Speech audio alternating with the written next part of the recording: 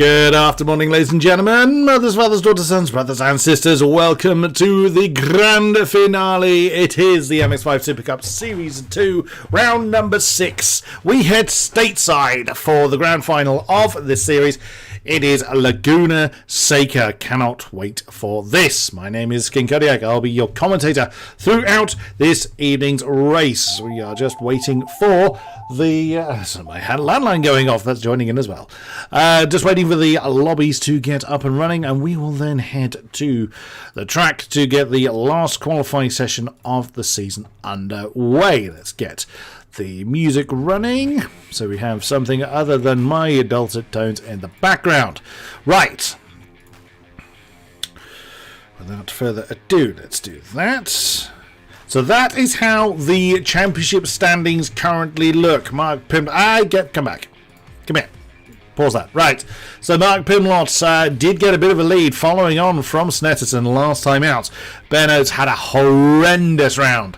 So not insurmountable, but the advantage certainly with the K&S Motorsport 8 of Mark Pimlott. Benno still in with the chance, but needs a bit of luck on his side this time out. Chris Fisher is in third. He's got a bit of a healthy lead over Steve Hilton. Greg Young right in there having a great battle with Chris Callahan for the last of the top 5 spots. And then a wonderful close pack there of Sebring Stoll, Amin Daragi, Alistair Pollock and Mark Holmes for the remainder of the top 10. That is what the cars look like. I don't think everybody got added to that in the end, but even still, that is still how our wonderful cars look. That is, of course, where we're going to be this time around. Laguna Seca, the wonderful American classic. There it is twice for some reason, and that is how our calendar has been leading up to now. So then, will we see out the season in such a grand style? I dare say we shall, as it has been wonderful to commentate on this series leading up to this point. Let me check if the servers are up and running. Yes, they are. Let's get in there and get on with it, shall we? As qualifying is actually underway. I'm slightly behind. Bad me. I hadn't actually realized the session was up and running. Well, without further ado then, let's bring that down. We'll save that for later. So we look forward to when we have a chat with our drivers in a little while. Once they have, once the order has shaken around. Now the game volume was a little loud last time, for which I apologise for. So I can bring that down a little bit. Hopefully we won't be deafened when I go on board with anybody. Let's jump back to pits and let's have a look at who we have got out there. Let's get rid of the holding image, and that will help us. Okie dokie, ladies and gentlemen. Thank you for those that are joining us live in chat as well. That still sounds a little loud. I'm just going to turn that down a little more. That's a bit more like it. We don't want to be deafened. Right. Mark Pimlott then. Well, he was on pole when I clicked on his name to start with. Hello, Brendan. Good to see you in the chat. Good sir. Always glad to see you aboard. It's a shame we don't see you on track these days.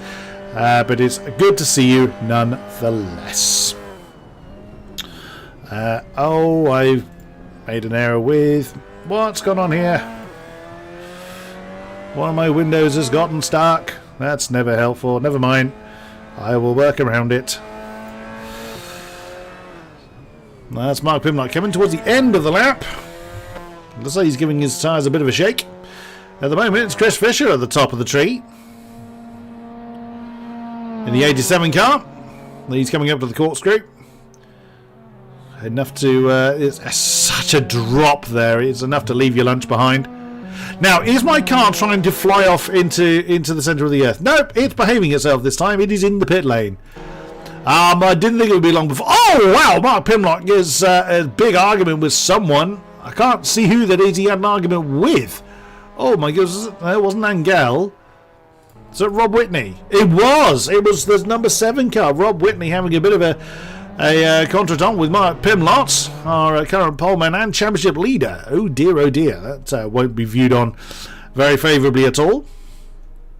Oh, never mind. We have a new pole. It's Peter Locke. We didn't see Peter last time out in the 110 car. So good to see Peter, the Scotsman, back out with us. He's coming through turn 1. Well, turn 1's actually the little left-hand kink that's not really there. There is. That's Rob Whitley coming back out onto circuit. Coming through turn 3 now. He's dutifully gets out of the way. We're right on board with wow, Alistair Pollock has jumped up to the top spot, but there's still plenty of time out there to find. Ooh, getting a little bit twitchy coming through turn 4. This bit doesn't have a turn number, well, not on my map at least. Turn 5. The left-hander cuts that as much as he dares. Back up the hill then. And towards turn 6 and the Rahal Straight.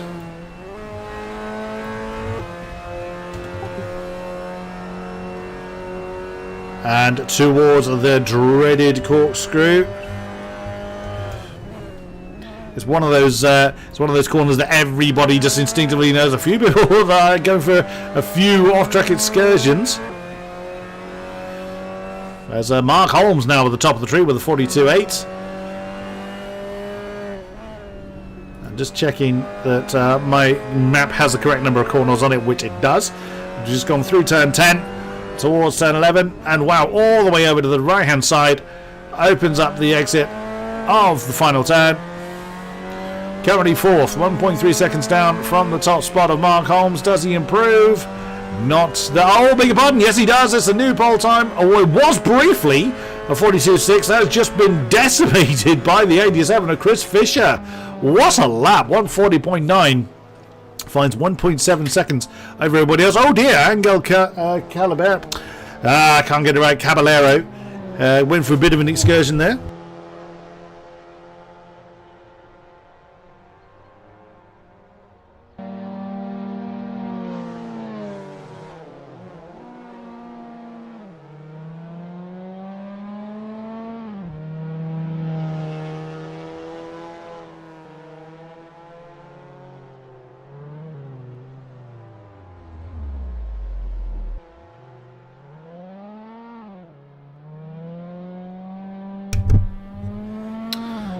Right, Angel Caballero then back on circuit after his slight off, and a new pole to Steve Hilton. I said, I don't think we saw Steve last time out either.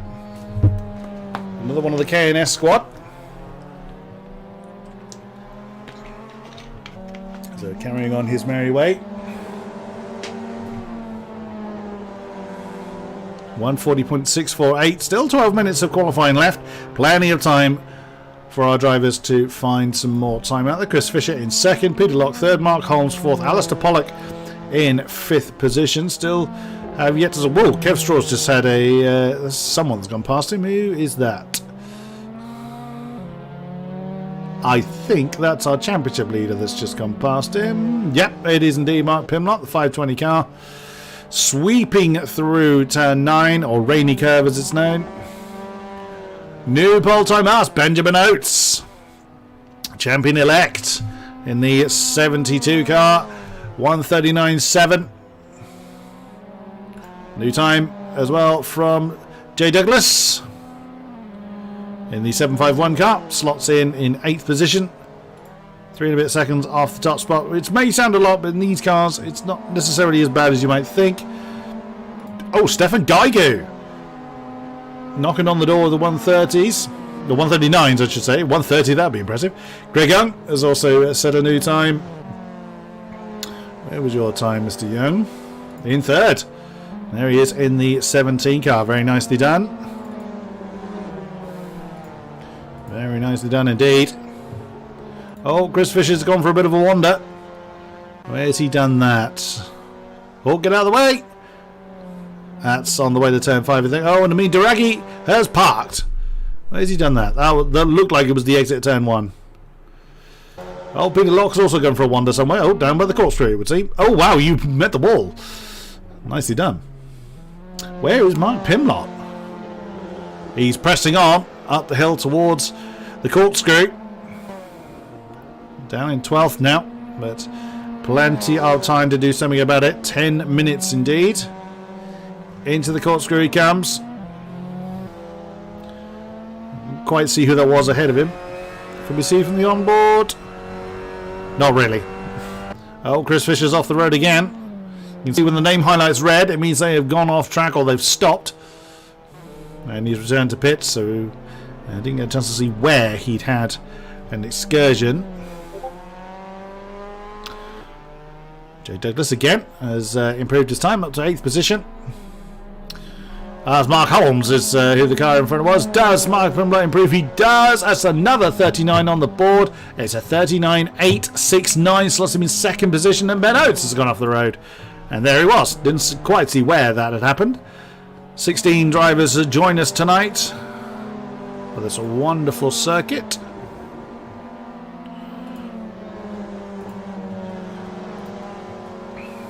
Oh, look at the gap between first and second, just 700ths of a second, 800ths of a second just shy. Oh, Steve Hilton is 8 thousandths away from breaking into the 139s. My goodness, that is close. Very, very close indeed. Always good to hear those dulcet tones. Oh, thank you very much, Mark. Mike Mikeljon? I'm going to attempt to say your name. Apologies if I'm getting that incorrect. Oh, where's Stefan Geiger go? Wow, he's done that well. I know where that is. That's down at turn 6. No, it's turn 5. Beg your pardon. He hasn't done that turn 6. He's just coming up to turn 6. Oh dear. Easy done though. Easy done indeed. Because these cars are so lightly powered, you do really have to push hard to get the most out of them. Oh, Kev Straw's gone for a wander as well. And he's found the wall. That's not the first car to face the wall down there at the corkscrew. So the only one yet to set a time is me. I don't think I'm going to be doing this. Sebring Stoll stopped. Didn't quite see where that was. I think that was on the run between turn 6 and the corkscrew. Oh, that's a bit deep there, Mark. But Mark now with the new pole time, 1:39.268, half a second between himself and Ben Oates, and to the same thousandths of a second, Mark Holmes has matched Benjamin Oates. What a performance from the 46. Nicely done. Peter Locke's, he's a little bit slow there. Looks like he's about turn 4. Kev Straw as well is back in the pits again. Kev's struggling. We've lost Amin Daraghi, unfortunately. He's disconnected from the session. Hopefully he's able to reappear.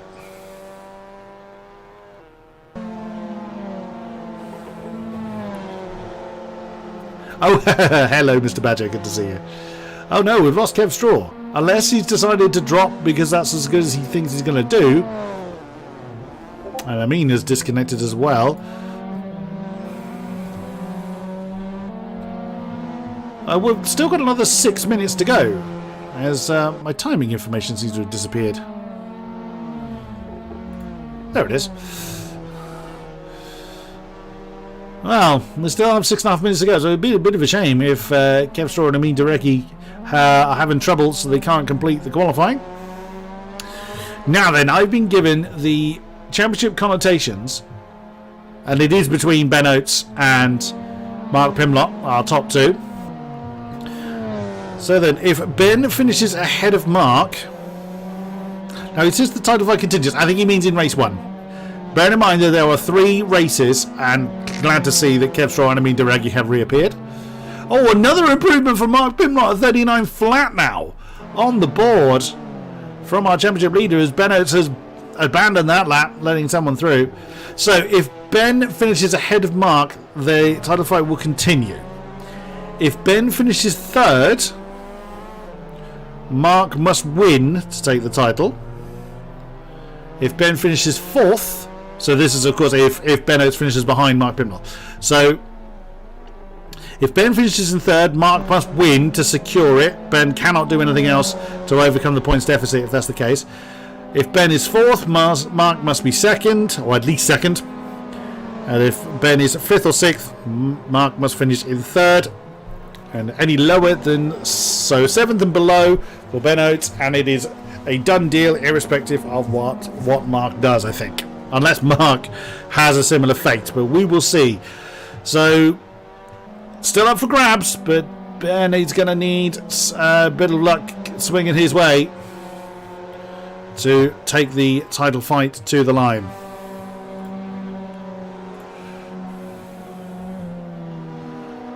I love it when we see that. So 2 cars within the thousands of a second of one another. Steve Hilton in 4th, only 2 and a bit tenths behind Mark Holmes. It's good to see Mark towards the top though. It's not the best of luck in the 46 car. Oh, Ben Oates has gone off the road. Oh, that's at turn 6. Overcooked that one. He's decided to carry on rather than return to the pits. Oh, Rob Whitney's in trouble. That looks like it's at turn 5. Can't quite see for that. Oh no, it's after the corkscrew. Mark Holmes, he's letting people go. Where's that? That's at turn 10. So he's coming to the end of his lap. So Mark wasn't in trouble. He was just letting people go. And probably Rob Whitney wasn't in trouble either. He's letting people come past him.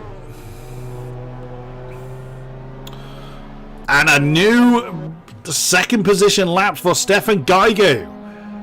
Still, what a stunning lap from Mark Pimlight. Still 6/10 to the good of anybody else. Angel Caballero is facing the wrong way at turn 6. Spins that one around quite nicely. But due to the undulating nature of the track, it's really difficult to get that right at pace consistently every single time. Oh, and that's Chris Fisher, I believe, coming back on track. Yes, it was, the 87 car. Oh, Stefan Geiger in the number 5 car slots into 2nd position. Still pressing on though. I thought he had a dent in the door there, but no, that car's looking okay. 3 and a bit minutes to go. Not long then for our drivers to do something about their position. Swings through turn 6, and that's where you can see that you do have a bit of tarmac on the outside, but it's very slippery, it's very dusty, so you put a wheel onto that and you will spin. So, and that's what's caught a few people out at the moment as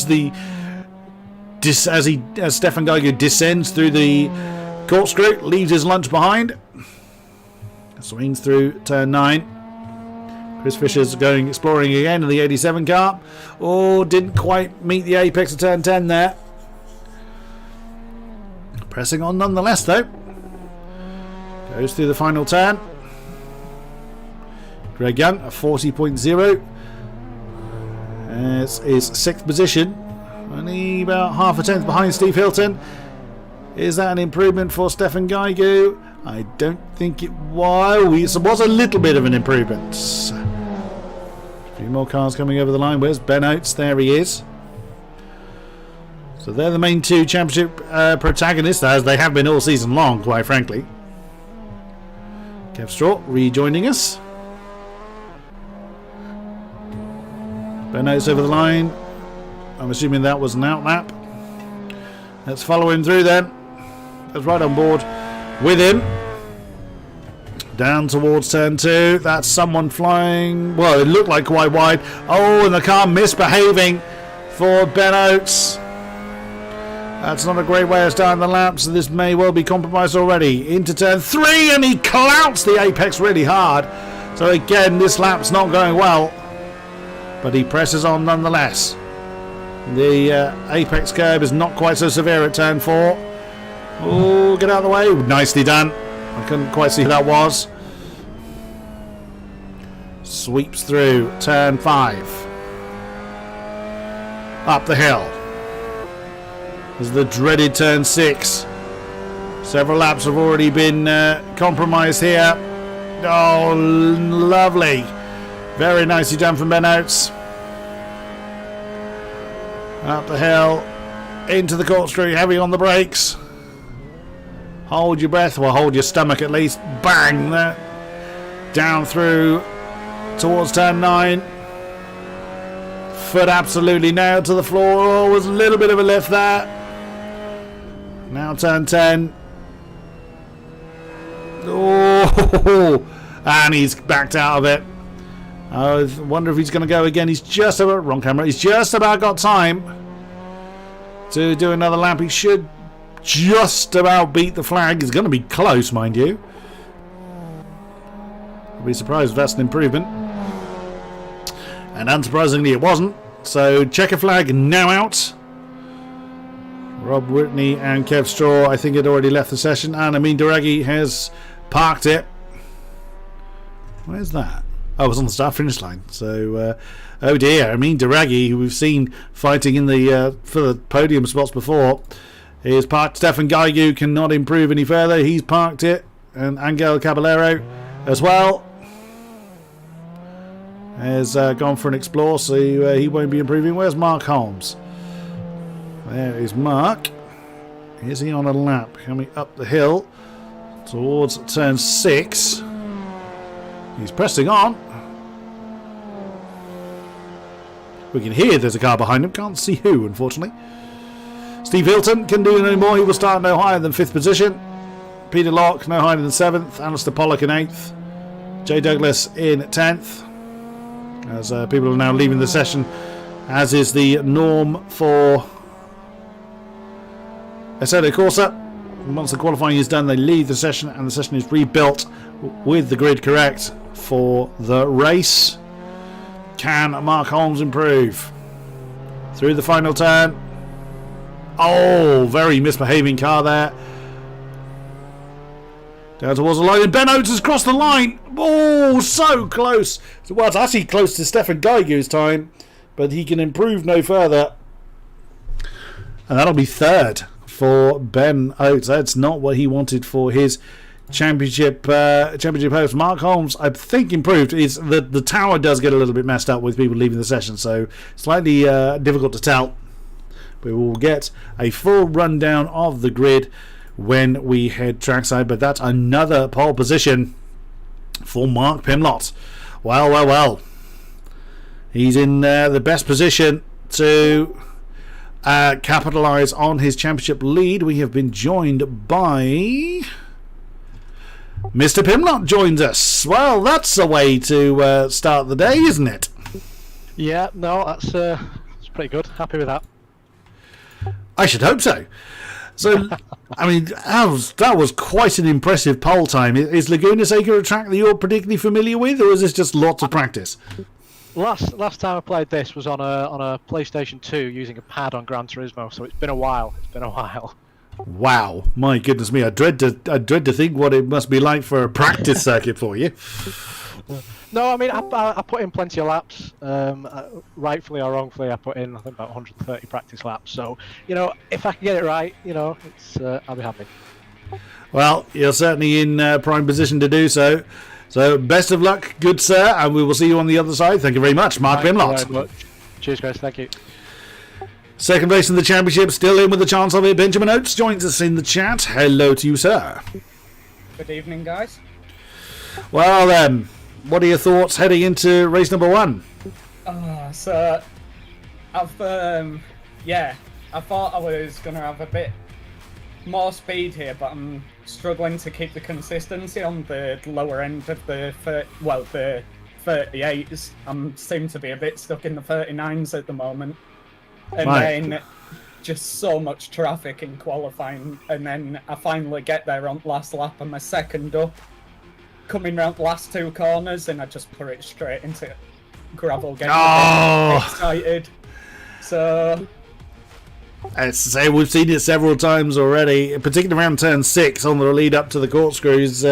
Very, very challenging for these drivers. So there's still pace in the car then? Yeah, there's still a bit more pace in the car. I'm getting a bit more confident as the day goes on. I've struggled to get the practice in this week, so I tried following Mark around in practice a little earlier, and within half a lap he was gone and I was in the gravel. Following Mark at the best of times is going to be a difficult job, but there's still plenty to play for. We wish you the best of luck for race number 1. Thank you very much, Benjamin Oates. Good luck, guys. Good luck, man. Good luck indeed. Good sportsmanship is good to see.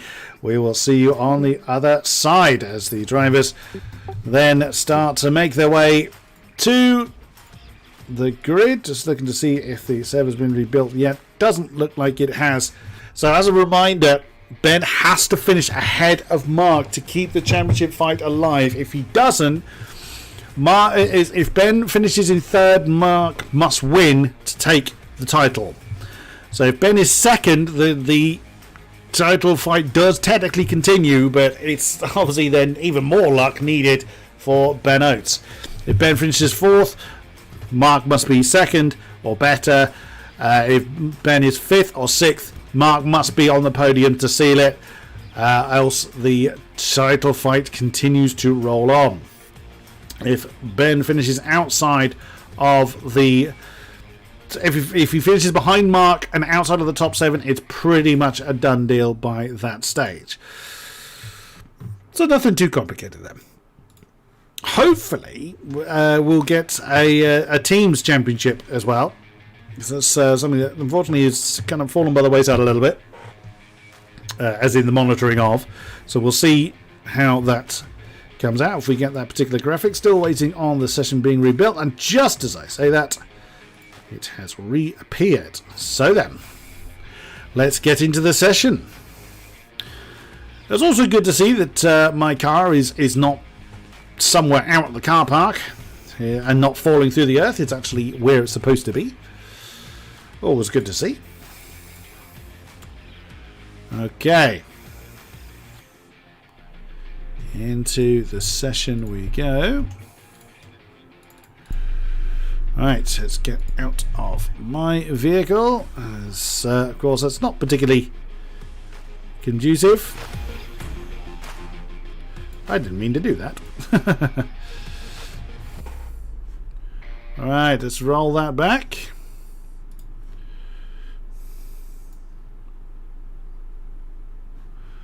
And get rid of the holding graphic, and we will, once everybody is in, we will quickly run through the grid. Oh, Mark Holmes, he was on for a 38.8 in his final lap, but just went a little bit wide on the last corner. It was invalidated. Oh, that's rough. That is very rough. But that's the nature of the beast. Well, my car made it to the grid this time. Oh, can't see much from that camera. Well, at the moment, it's showing as Chris Fisher in second. Ben Oates is down in fifth, according to that. Is that really right? Well, it would seem to be. I thought Ben Oates had improved, but again, with when the tower changes for people leaving the session, it does really kind of mess that up a little bit. So on the front row is actually Mark Pimlott and Chris Fisher. That's not the one I meant to do. Oh, I've hit wrong keys. I've really got this one completely wrong, haven't I? I've now got 2 towers. That's... How on earth have I managed that? I don't know what I did to turn the other tower on. Oh, that's messy. That's horribly messy. I could turn that tower off, but I don't really want to do that. Hold on. I'll see if I can find what I did to turn that other tower off. I don't know what I've done there, I'm afraid. No, didn't mean to do that. No, that's camera view. That's buttons I'm familiar with. There it is. Keep hitting buttons until it does as it's told. Right then, so as we were trying to do, so let's go to that one. So Mark Pimlott and Chris Fisher have the front row. Another couple of minutes until the race is underway. Stefan Geigu and Mark Holmes take on row 2. Ben Oates, as I say, needs to be winning this one, or needs to be beating Mark Pimlott at least. And starting in 5th is not an ideal for that particular endeavour. Steve Hilton joins him on row 3. Greg Young and Peter Locke round out row 4. Daniel Wang and Alistair Pollock in row 5. Jay Douglas and Sieben Stoll on row 6. Angel Caballero and Roy Whitney in row 7. And Kev Straw and Amin Daragi all the way at the back. Goodness me, why is that camera facing nowhere? That's not helpful at all. So then, oh no, Peter Locke is disconnected from the session. Hopefully he's able to reappear. I keep saying Douglas. It's Jacob Douglas. I beg your pardon. My mistake. I'm terribly sorry. There he is in the 751 car. Less than a minute to go then, and thankfully Peter Locke has been able to return.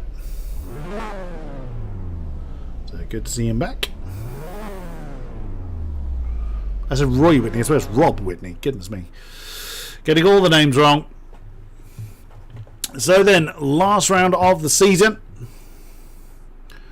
It's actually going to be the last championship held under the VRCC banner, as the Virtual Racing Car Club is actually merging with SimSport Racing, with SSR. So we'll be still offering the same quality racing, but with their broadcasting prowess. Onwards and upwards to better things. But for now, we have a race to shout about. Right, the red lights come on. We know this procedure by now. It is time to wind them up and let them go. I need to get out of the way. And there we go. So we look at Mark Pimlott and Chris Fisher then storming their way through. Well, we would do if the camera was a little bit better placed than that. There we go. Oh, Chris Fisher having a good old go. At, beg your pardon, is that Stefan Geigu that's gone through? That's Stefan Geigu that's now making a challenge on the outside. On Mark Pimlott, can't quite pull it off. Great move there, starting from in third position. Chris Fisher down into second. Mark Holmes in fourth. Ben Oates fifth. Steve Hilton said lots of shuffling towards the tail end of the field. Kev Straw doesn't look like he's had such a grand start, unfortunately. Oh, Angel Caballero's lost a few in the mount. Well, that's an apt livery for this circuit, as Amin Daragi is going for a bit of a wander.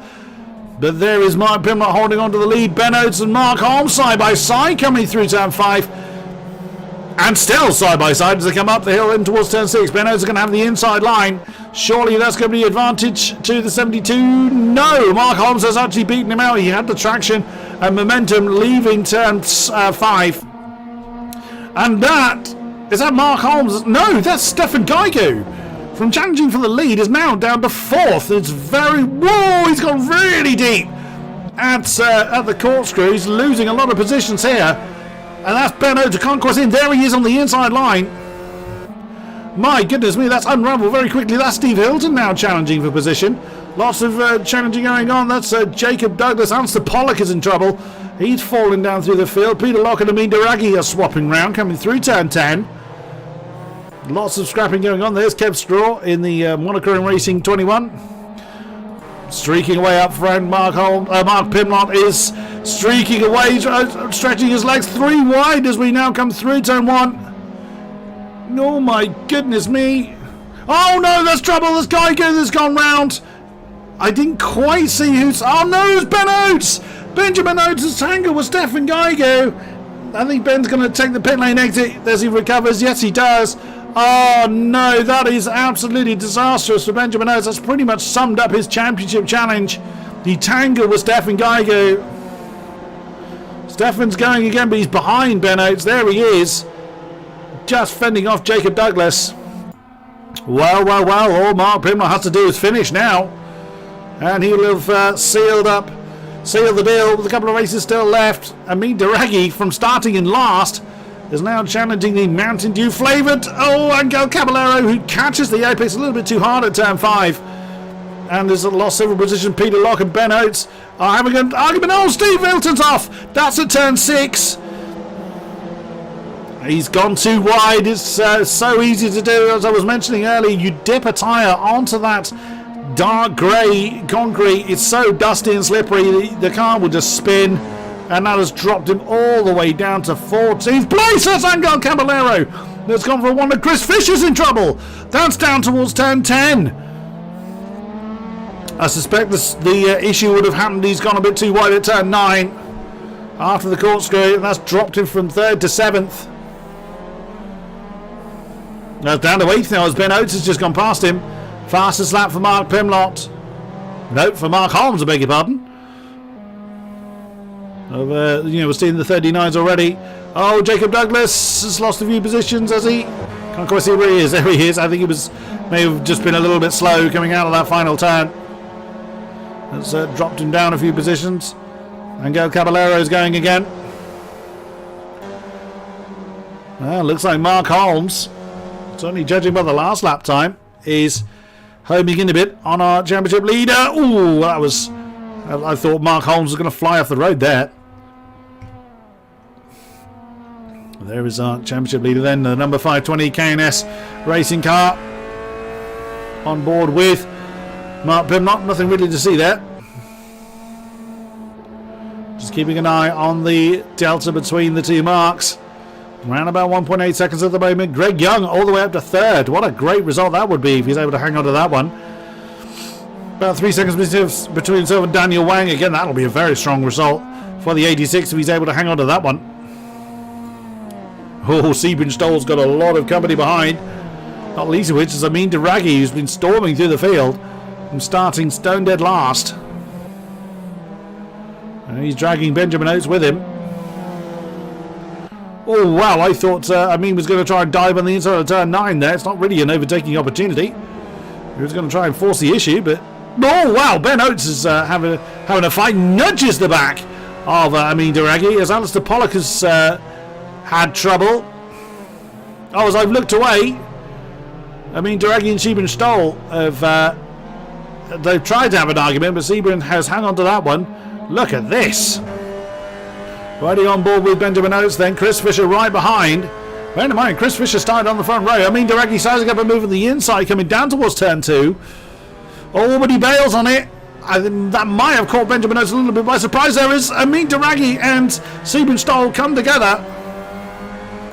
Sebring's still going, but he got a bit of a punch in the face there from the bright orange car, the number 40 of Amin Daraghi.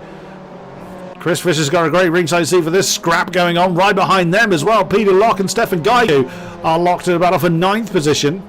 Oh no, there's Ben Oates round! Ben Oates has made a mistake there at turn 4. He's got to be careful about how he rejoins. He's not giving up though. He's going to be very slow on the racing line. He does manage to get out of the way, but that has dropped him right the way down to 15th position. Oh no, what a disaster for Benjamin Oates. Mark Pimlott now with a 4.7 second lead. It was 1.8 last time we looked at him. Dancing off into the sunset then. Amin Daraghi starting to get a little bit of breathing space between himself and Sebring Stoll. That quartet now down to a trio. The brightly coloured number 68 of Sebring is fending off the advances of Chris Fisher pretty well. What's happened to Daniel? Oh no, that's Daniel Wang going for a bit of a wander. Stefan Geiger's off the road as well.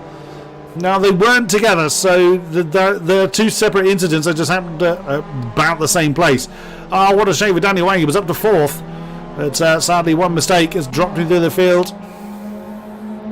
Can happen to the best of them, as Peter Locke now is looking to challenge for that 7th place. Where's Stefan Geiger? There he is.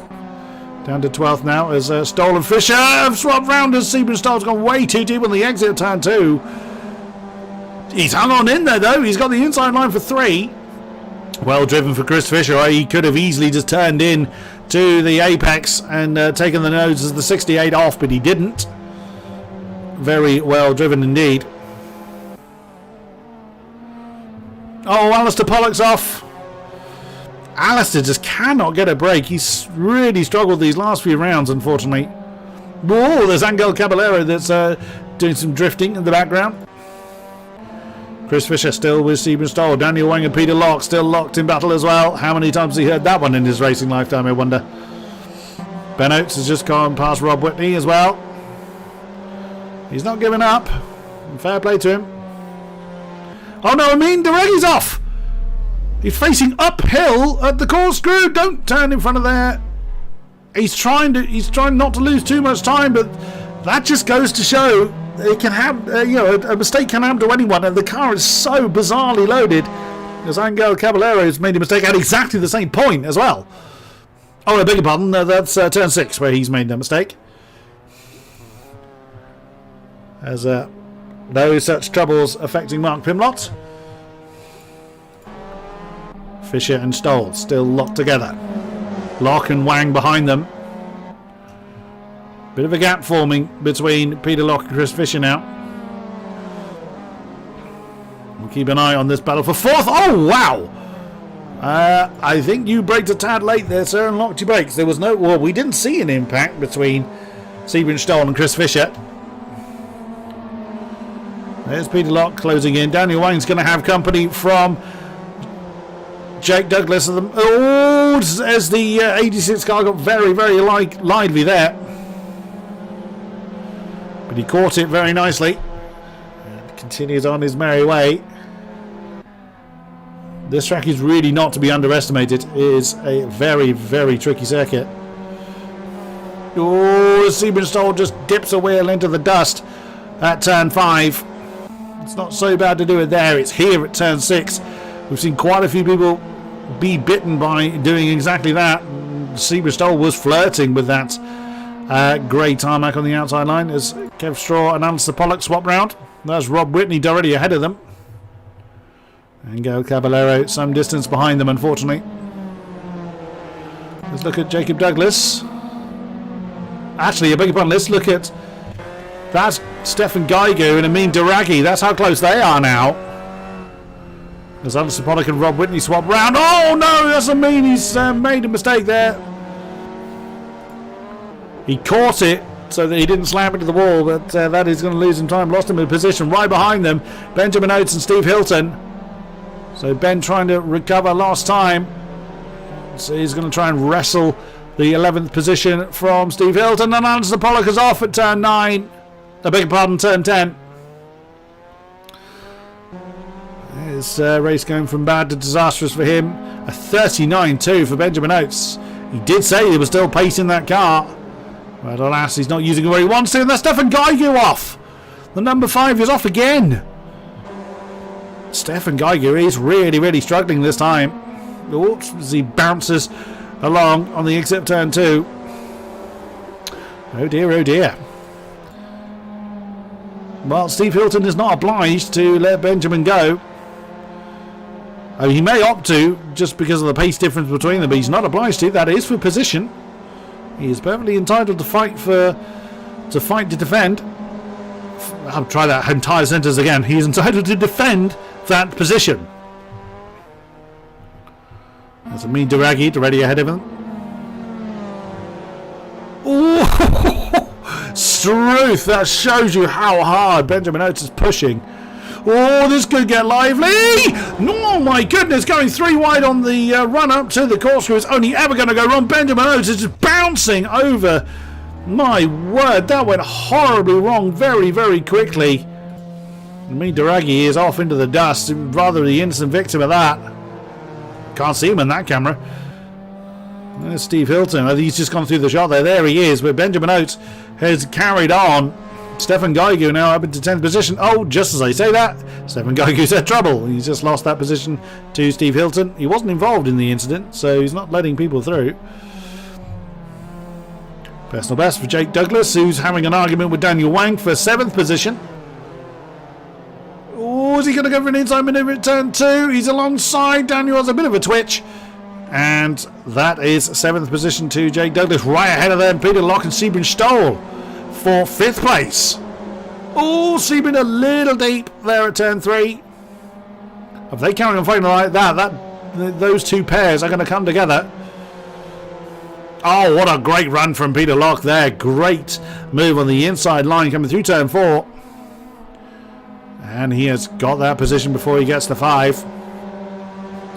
Can he hold it is the golden question, because Sebring Stoll right on his case straight away, and Jake Douglas has already gotten some breathing space between himself and Daniel Wang.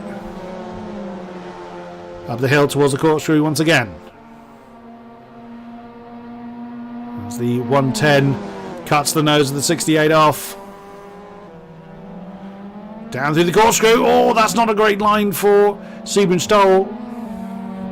The server won't like him for doing that. Well, certainly they won't like him for doing that on a regular basis, I should say. And look at what that's costing. That's a half a second between the two now. There's Jacob Douglas. Not far behind at all. So he is very likely to get involved. Oh no! A lock up there from Peter Locke. And Sebring slams into the side of him. Couldn't really avoid him. Oh no! As the 110 was rolling, Peter Locke really should have come to a stop there. He caught Jacob Douglas's car. Here comes Benjamin Oates to try and do something about it. There's Geiger and Hilton swap round, although they're still having an argument. Side by side coming through turn 1. That didn't go well for Benjamin before, but it's gone okay this time. Wow, that's very, very wide entrance for Peter Locke, but that's fine, because it then tries to cut into the apex for the second part of turn 2. Geiger and Hilton still having their fight for 10th position. That's Amin Daragi, who's been in pretty much every position in the entire tower tonight. Oh, car number 5 having to go on the inside line on Steve Hilton. Didn't quite come off. Kev Straw, Alistair Pollock and Rob Whitney still having an argument for, well, I was about to say wooden spoon avoidance, but Angel Caballero is quite some distance behind them. So they're just having a great old scrap there for what is 13th place. That doesn't mean that their scrap is any less entertaining. Oh, there's a lot of sparks there. I think that's Rob Whitney's car that's, or part of Rob Whitney's floor that's just been shattered into quite a few pieces. Alistair Pollock all over the back of Kev Straw at the moment. I mean, Deragi's going to be on Stefan Geiger's case very, very soon. Oh, bit of lag there from the number 40. Still pressing on as best he can. Peter Locke and Jacob Douglas having a fight for 8th place as Alistair Pollock and Kev Straw are having an argument. Oh no, off! Alistair Pollock is off, Rob Whitney is off, and it looked like Kev Straw just fell off the road. Steve Hilton is also off. That's how difficult this track is. Benjamin Oates a 38.7. He did say there was a 38 in the car, and he has just done it. If he could get up in, well, I mean, it won't matter. Even if he does get into 5th or 6th, Mark Pimlock needed to finish lower than 3rd for that to really mean anything. Oh no, Kev Straw's under an issue down at turn 10. Oh, that's a shame. There's Angel Caballero. So it really is wooden spoon avoidance for those two now. Oh, Peter Locke has had trouble. Oh no. He was having that great battle with Jacob Douglas, and that's now dropped him all the way down to 11th. Sebring Stoll has had issues somewhere. That's coming through turn 5. Oh, he's now side by side. Oh, side by side, turn 6. Well, one of you's going to have to blink. And Sebring Stoll actually managed to get it done before taking it in, but he's got very, very deep. He manages to hold it, but that's given the position back to Jacob Douglas now on the way up towards the corkscrew. Jacob nailing himself to that defensive line. And thankfully they don't try to go side by side through the corkscrew. I've seen it attempted. I haven't seen it really pulled off very many times. So Daniel Wang back up into 6th position. Ben Oates now up to 5th. Sebring Stoll and Jake Douglas have swapped round. Peter Locke and Amin Daragi have swapped round. Amin has made another mistake, I think, in the 40 car. Personal best for Chris Fisher, 39. That's Greg Young. Greg Young holding on to 3rd position brilliantly well. Alistair Pollock and Rob Whitney. Oh, so I was talking about side-by-sides in the corkscrew, and that's exactly what Alistair Pollock has just done. He managed to get it done before they descended. Nicely done, up to 13th position. That's Daniel Wang. I don't think he's trying to challenge Ben Oates for that 5th position. I think he's just kind of doing his own thing, really. But still, that's set to be a pretty strong result for for Daniel Wang. But sadly, that will be the end of Benjamin Oates' championship challenge. Sebring Stoll still with a lot of company from Jacob Douglas and Stefan Geiger. 2 minutes to go before the checker flag comes out. The championship may be sewn up, but there's still racing to be had. Oh, that was a little bit deep there. Stefan is Sebring. Stefan is really hustling Jacob Douglas now through turn 6. It's almost flattened these cars. Take that, flatten most things and you're off the road. You're very close to taking it flatten these cars. Oh, is he going to try side by side with the corkscrew? No, he backs out of it. That's only really going to cost them time. Sebring Stoll is going to start to run away here side by side again. Not quite. Coming through turn 9. Whoa, no, that's gone away from Stefan. He caught it really well. He's managed to keep the momentum. And he's not lost anything as a result of it. Or he's barely lost anything. That was amazing. an amazing recovery, and he even tries to dive on the inside of 11. My word, that's determined. There's Peter Locke and Amin Daragi right behind them. Where is Mark Pimlott? There he is, coming up the hill towards the corkscrew. He can pretty much just coast from there.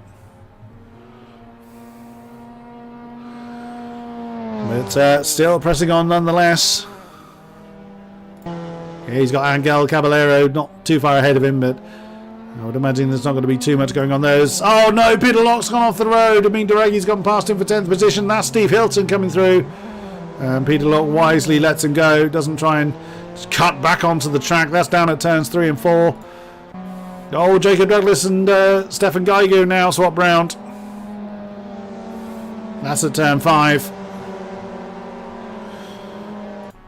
Checker flag is out. Your winner here in race number 1 for the grand finale here at Laguna Seca is Mark Pimlott, and that should secure him the championship. Mark Holmes is going to take a well-deserved second position. Great finish there for Mark, but Greg Young, he's got Chris Fisher right with him. Oh, it's a last-ditch effort from the 87. Who's going to win out here?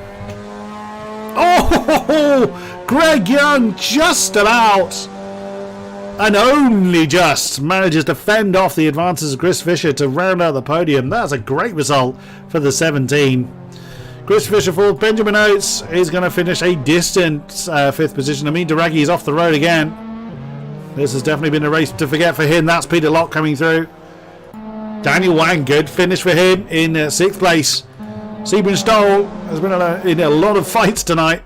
Oh no, Kiv Straw and Angel Caballero, I think they've come together. Yep. They haven't finished yet. I think they've had their own little issue. Down there at turn 5.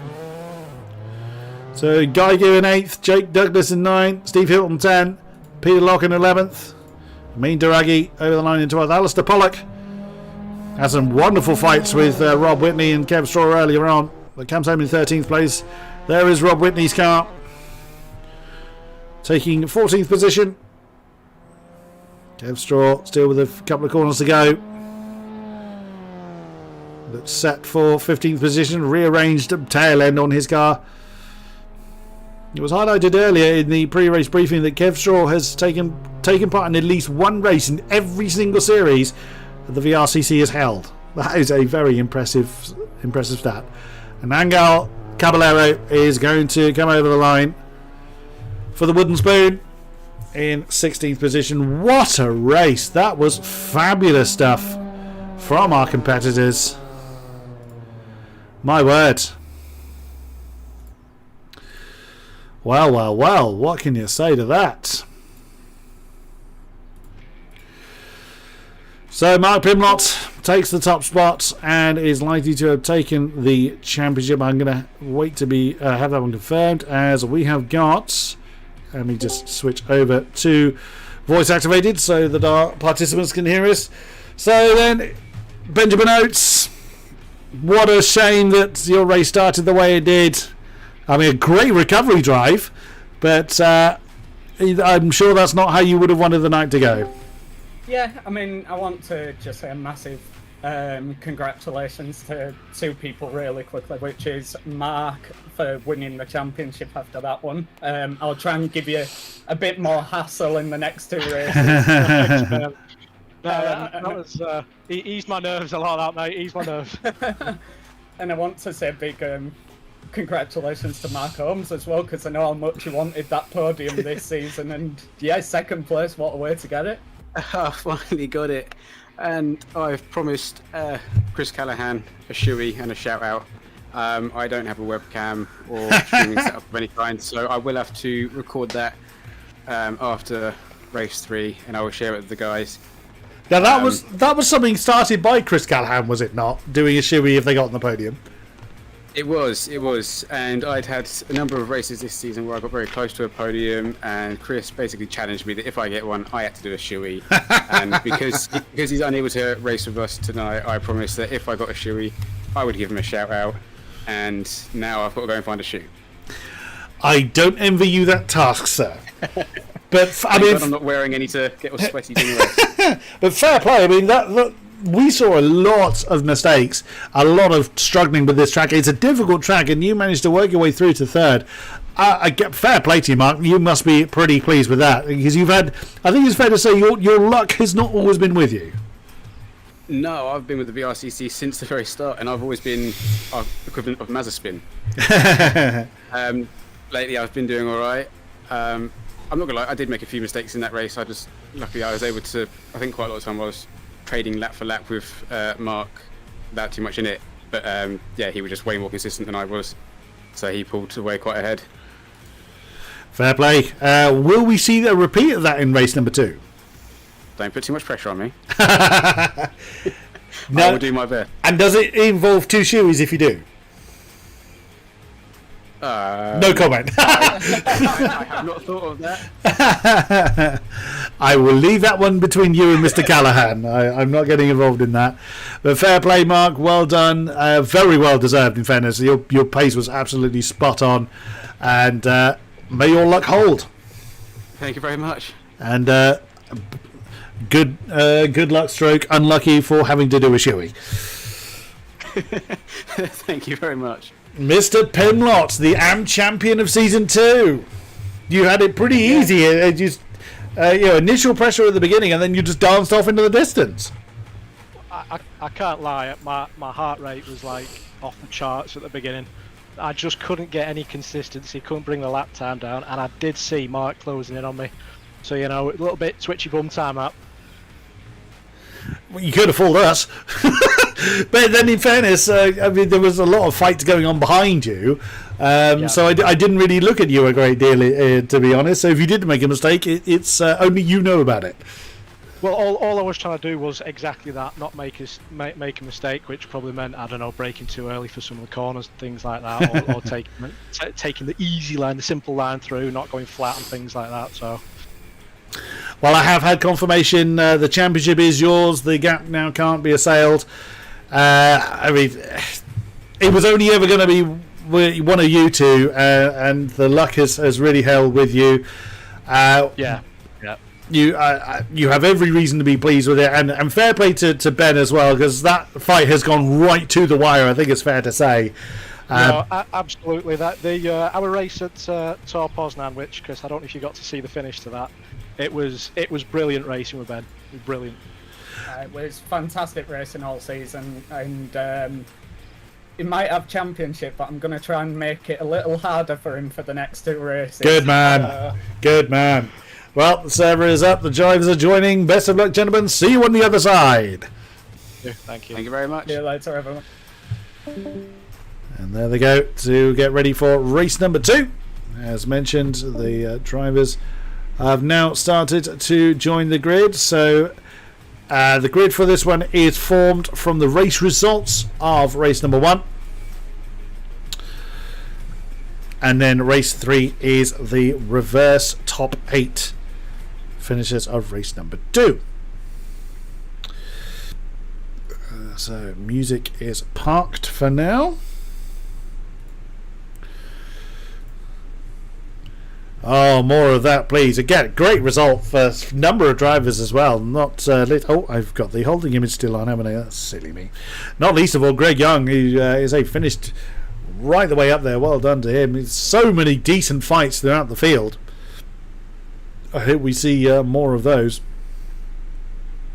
And what a recovery drive as well Ben Oates managed to put on to finish where he did, but alas, not how he wanted the championship to go. But I'm glad to hear that he's still looking to put the pressure on those up front, and he still may well steal a win tonight. There's certainly anything is likely in the reverse top 8 grid as well, but Ben has proven his pace. So many people have actually really shone as well, so it's been a great privilege to commentate on these races.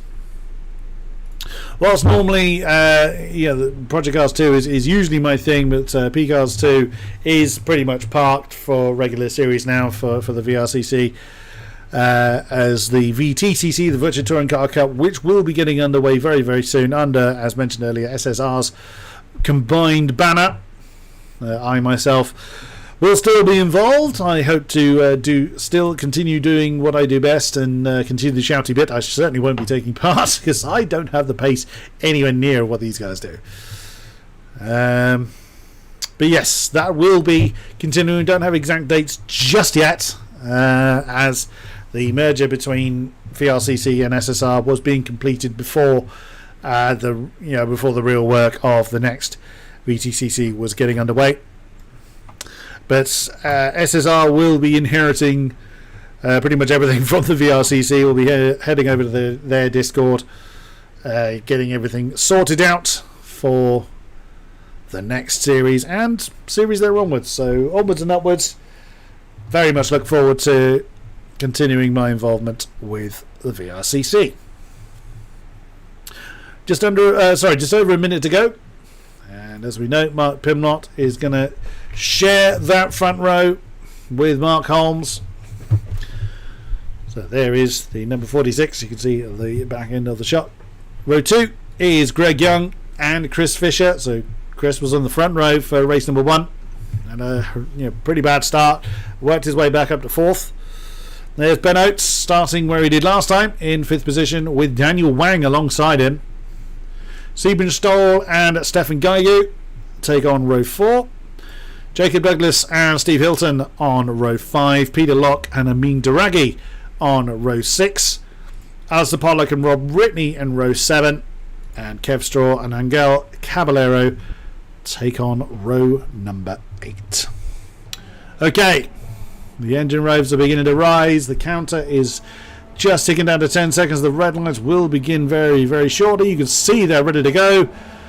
Here we go, race number 2 for Laguna Seca. It is time to wind them up and let them go. And that looks like a pretty decent start from, well, pretty much everybody. Actually, it doesn't look like anybody bogged down in any particular fashion. Mark Pimlott, of course, really storming away. Greg Young, is he all the way up to 2nd position? That is! The number 17 is on an absolutely storming start. Takes the inside line for turn 1, but can't quite use Mark Holmes. He's go. Mark Holmes is very, very deep. Oh, trouble further back. Alistair Pollock has fallen to the tail end of the field. Gives Jake Douglas a bit of a nudge. I think they may have had a bit of an argument. Mark Pimlott leads in. Greg Young in 2nd. What a start from the number 17. That's an absolute stormer. Mark Holmes 3rd, Fisher 4th, Ben Oates in 5th. Oh, Daniel Wang's in trouble. No, from starting in 6th position. He's had trouble down at turn 4 and is, that's a shame. Dropped all the way down. Geiger's in trouble as well. He's made a mistake at turn 5. That's a big chunk of the field that's gone past him. Jacob Douglas and Alistair Pollock have swapped round. Oh, they look like they're going to try side by side coming into turn 6. Oh, I wouldn't recommend it, gentlemen. Oh my goodness, Alistair Pollock has been, well, rather unceremoniously shoved off the road there. I don't think he might feel a bit aggrieved by that. I think it'd be best be the Mark Pimlott then, doing what he did last time around, just dancing off into the distance. There's Ben Oates now up into 4th place, chasing Mark Holmes. There's Greg Young still in 2nd position. Very nicely done. Oh no, Daniel's off again. He's had trouble at the corkscrew. Oh, lots of shuffling going on. Ben Oates trying to an inside manoeuvre. And the final turn, that's gone horribly wrong. Oh no, him and Chris Fisher have tangled. We didn't quite see how it happened. It's Ben Oates and Chris Fisher. Well, Ben Oates has certainly slammed into the wall. Oh dear, oh dear. Seaman Stoll, Amin Daragi on the outside of turn 2. Can he get it done? Oh, yes he can. Great move. And Ben Oates and Angel Caballero side by side. Right ahead of them is Kev Straw and Rob Whitney having a scrap for 10th position. Wow, Ben Oates, don't mind me. There's a dive through on the inside. Oh, Steve Hilton has been stolen now. And Stefan Gaigu are involved in that battle for 6th place. That great 3-way fight going on. And Stefan Gaigu shaping up a move with the inside coming into turn 5. Gone on board with Stoll as he's now trying to go 3 wide. Oh no, someone's going to have to blink. This won't go well. Someone's going to have to bow out of this one. And they managed to sort it out, but that's sent Stoll a little bit too deep. Oh no, Daragi's gone. Duragi is out. We didn't see what happened to me. Duragi was really making progress. That's Greg Young and Mark Holmes having a fight on the corkscrew for second place. Mark Holmes got the inside line coming towards turn 9 and gets the move done. But oh no, Amin Duragi has reappeared in 5th position. So he hasn't DNF'd at all. The tyre was lying to me. He must have had a huge lag moment there. But Peter Locke is now up into 4th as a result of various switching around. Oh, Hilton and Geigo having an argument for 6th place. Peter Locke and Amin Duragi still fighting for 4th. Mark Holmes, I can't keep up. Greg Young and Mark Holmes arguing for 2nd place. No, can they slow it down? Yes, they can. Greg Young gets the inside line for turn 2 and maintains 2nd position. Right behind them, there's Amin Duragi. He's now gotten clear of Peter Locke, but look at Stefan Geigu, still with Steve Hilton, Seamus Stoll, and now Chris Fisher is on the end of this particular train. Ben Oates is doing what he can to make up for lost time. Jake Douglas has just gone past Kev Strawn. Geigu's round. Oh no, Stefan Geigu's round right ahead of him. A 3-way fight going on between Hilton, Stoll and Fisher. Fisher's now at the front of this particular pack. Then we just saw at the top of the shot, Young and Holmes still side by side, now up the hill and towards turn 6. Right behind them, Amin Duragi having that big lag moment earlier caused him to disappear. Mark Holmes sweeps through turn 6 just ahead of Greg Young. He's finally been usurped from 2nd, but that's put him really, that's lost a lot of momentum for the 17. Oh no, Seaman Stoll's gone off. That's down at turn 5. Turn 6, beg your pardon. Oh, that's Kev Straw and Alistair Pollock still side by side. Angel Caballero right in there as well. Oh, there's Hilton, Geigu and Fisher still having their argument. My goodness me, they are changing position so much. Jake Daniels is right behind them. Greg Young and Amin Duragi are side by side coming through the final turn. Amin Duragi on the inside line. Greg Young, beg your pardon. Who was that? Oh, that was my car that was parked on the outside. I forgot to return it to the pits. I hope that hasn't caused trouble for anybody. Oh no, Kev Straw's round. Oh, what a shame for Kev Straw. Oh, I feel bad that my car's still parked there on the outside line. I forgot to return it to the pits. I haven't seen anyone detonate as a result of it, so hopefully it hasn't caused anyone any issues. Oh, Greg Young nearly getting his nose chopped off there by Amin Duragi. That's the view from Peter Locke up to, well, in 5th position. Now on the tail of this fight for 2nd. Could very much get involved in that. I'm just going to double check. Can I do that? I can, but probably far too late. Oh, Mark Holmes is in trouble. He's made a mistake. He's now dropped to the back of this particular train. I look away for a moment, and Chris Fisher has also made a mistake. That's down at turn 5. That's where a lot of people are making a mistake. That's Hilton and Douglas through. Right behind them, Alistair Pollock is looking to get involved in it. Let's keep up with this battle for 2nd place. Greg Young's a bit out of position there. Let's jump on board with Mark Holmes. Ben Oates is only about 5 seconds behind. Oh, Mark Holmes. A little bit too deep there into turn 9. He managed to catch it quite nicely. Amin Duragi has now got an opportunity to try and get away. Greg Young's a little slow coming out of turn 10. Is Peter Locke going to be able to challenge for 3rd place? What a scrap that's going on here. If you look in the rearview mirror, so how well it's seen on the stream, well, you've got the timer in the way, but you can see just about dancing in the mirror and gaining by about 3 seconds a lap at the moment is Ben Oates. Oh, it's a big move from Mark Holmes. Well, being helped by the fact that Peter Locke was really deep and they bounce off of each other coming through turn 2. Turn 2, beg your pardon. Peter Locke's had the run coming down towards 3, but Mark Holmes gets a big old punch in the face. He's gone off the road. There's Ben Oates. Up into 5th position now. I think Peter Locke might be trying to give the position back to Mark. No, nearly tangles with Benjamin Oates in doing so. If Peter Locke is trying to give the position back, he's now gotten the foot down again, so he may have been just a little hesitant coming through 3 and 4. There's Stefan Geigu that's closing in on them now. Greg Young's now actually got a lot of breathing space. A good 5.5 seconds as well. Nearly 6 seconds to himself now over Ben Oates. That's Amin Daragi. As Peter Locke and Mark Holmes have swapped round. I wonder whether Peter was trying to give that one back following their impact at turn 3. So Mark Holmes back up into 5th position now. Stefan Geiger getting a little bit twitchy on the exit of turn 9. Right behind them, Jake Douglas and Steve Hilton having a fight for 8th position with Chris Fisher in tow. Oh, Rob Whitney's just lost the spot to Kev Straw. That's wooden spoon avoidance going on there. There's Amin Daragi getting a 139 on the board. Ben Oates now up into 4th place. Mark Holmes right on his tail. There's Alistair Pollock trying to chase off after Chris Fisher. 39.4 for Alistair. That's a decent lap in there. There is Fisher. Look at that lot going on ahead of him. 4 cars involved in that. That's Locke, Geigu, Douglas and Hilton.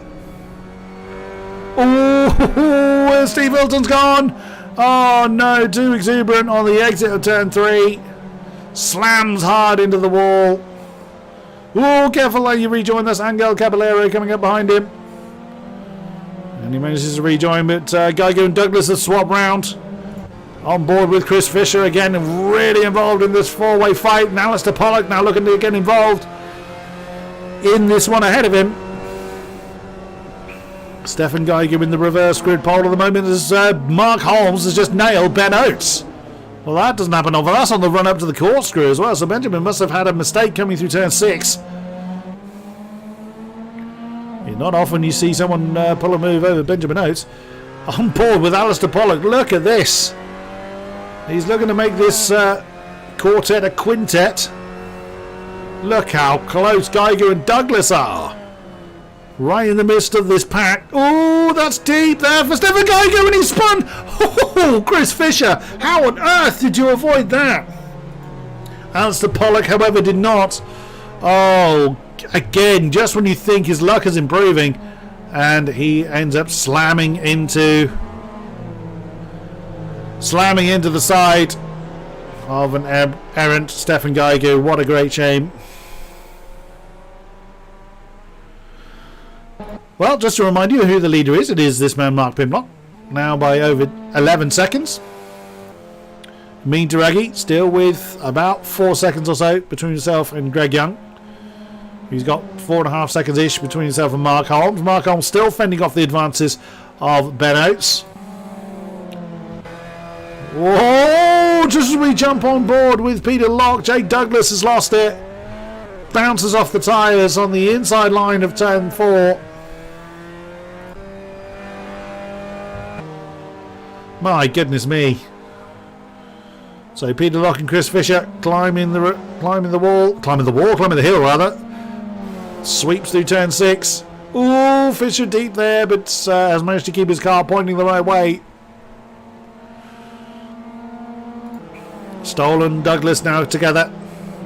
Pollock and Caballero having a fight there for 11th position with Stefan Geiger right involved in there as well. Stefan Geiger trying to make up for lost time. Oh, that was a bit late on the brakes there for Pollock, but Geiger and Caballero have come together. As they try to recover, that camera always starts in a very odd position. Caballero rejoins ahead of Geiger. Well, even though Alistair Pollock was a bit late on the brakes, it had nothing to do with the impact between the 4 and 5 cars. Hilton being chased off, or chasing I should say, Jake Douglas and Sebring Stoll. Oh, Caballero's off the road. Oh no. After that impact with the guy. Oh no, Mark Holmes is off! Facing the wrong way! Oh no! That's on the way down to turn 5. Kev Straw is also facing the wrong way. That's the final turn. Mark Holmes trying to recover. I beg your pardon, no, that was turn 3 where he had his issue. Sebring Stoll has just lost that spot to Jake Douglas as well. There's Steve Hilton looking to get involved. Wherever you look, this fight's going on, except for that one. he's got no one to spar with yet again. And go Caballero on the back of Daniel Wang now. Oh no, Fisher's off! No, Chris Fisher has gone off the road, facing the wrong way. Spin turns it round. That's at turn 5. On the way up the hill.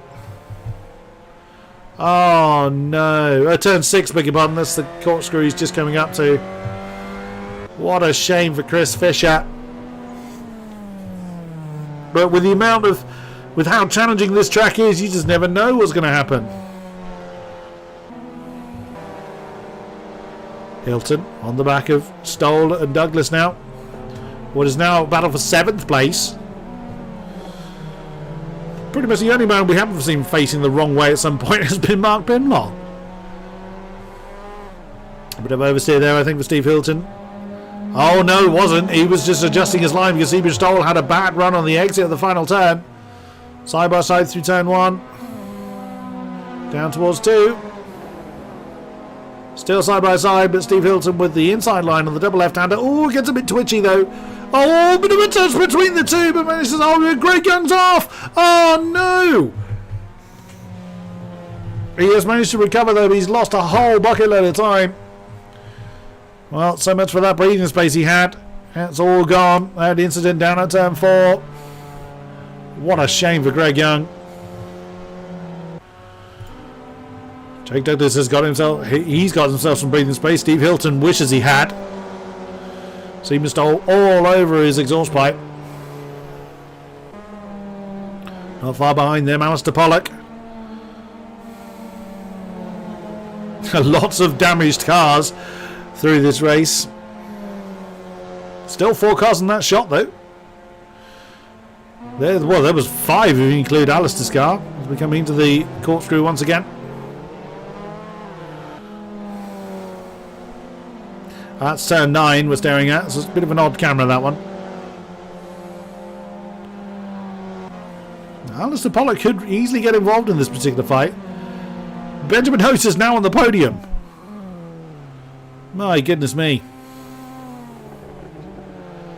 Well, so he wasn't able to put the pressure onto Mark Bimlock. He's had a great recovery. Driver's Ango Caballero is now facing the wrong way. That's on the way down from the corkscrew. He's stalled? Can't really tell from this distance. Just about manages to spin turn around. There's Kev Straw, so that's a battle for wooden spoon avoidance. Oh, that's Rob Whitney's car. We just saw that at the top of the shot. Facing the wrong way. Careful. That's Caballero. Yeah, quite wisely he's chosen to ignore turn 10 just to safety rejoin. So now Rob Whitney is in the wooden spoon position as Hilton and Douglas swap round along. Oh, as Steve Hilton's gone off the road. Oh, look, was that? Yeah, that's Jake Douglas that's pulled over. So he felt a bit responsible for that. Stefan Gaigug and Daniel Wang are regularly swapping position. Look at the state of the windscreen on Stefan's car. That won't pass an MOT. Oh, inside line coming through turn 4. As Caballero has gone off the road again. Kev Straw now up into 14th position. Daniel Wang and Stefan Gaigug side by side coming through turn 5, nearly clouting each other in the face. Oh my goodness, Wang is all over the place. As Angao Caballero now has been overtaken by Rob Whitney. And Jake Douglas has lost a spot to Steve Hilton. Bearing in mind they've not long come together, those two. Oh, Stefan Gaigug spinning on the way up to the corkscrew. That's quite impressive up there. On the way through the corkscrew, certainly, but on the way to it, that's a bit of an odd one. So I'm assuming him and Daniel Wang have come together. So we looked away just at the moment that happened there. Mark Holmes on the back of Peter Locke for 5th place. Oh my goodness. Crazy races. Chris Fisher on the back of Jake Douglas now. That's a battle for the last of the top 10 spots. Steve Hilton just ahead of them. Just over 2 minutes to go.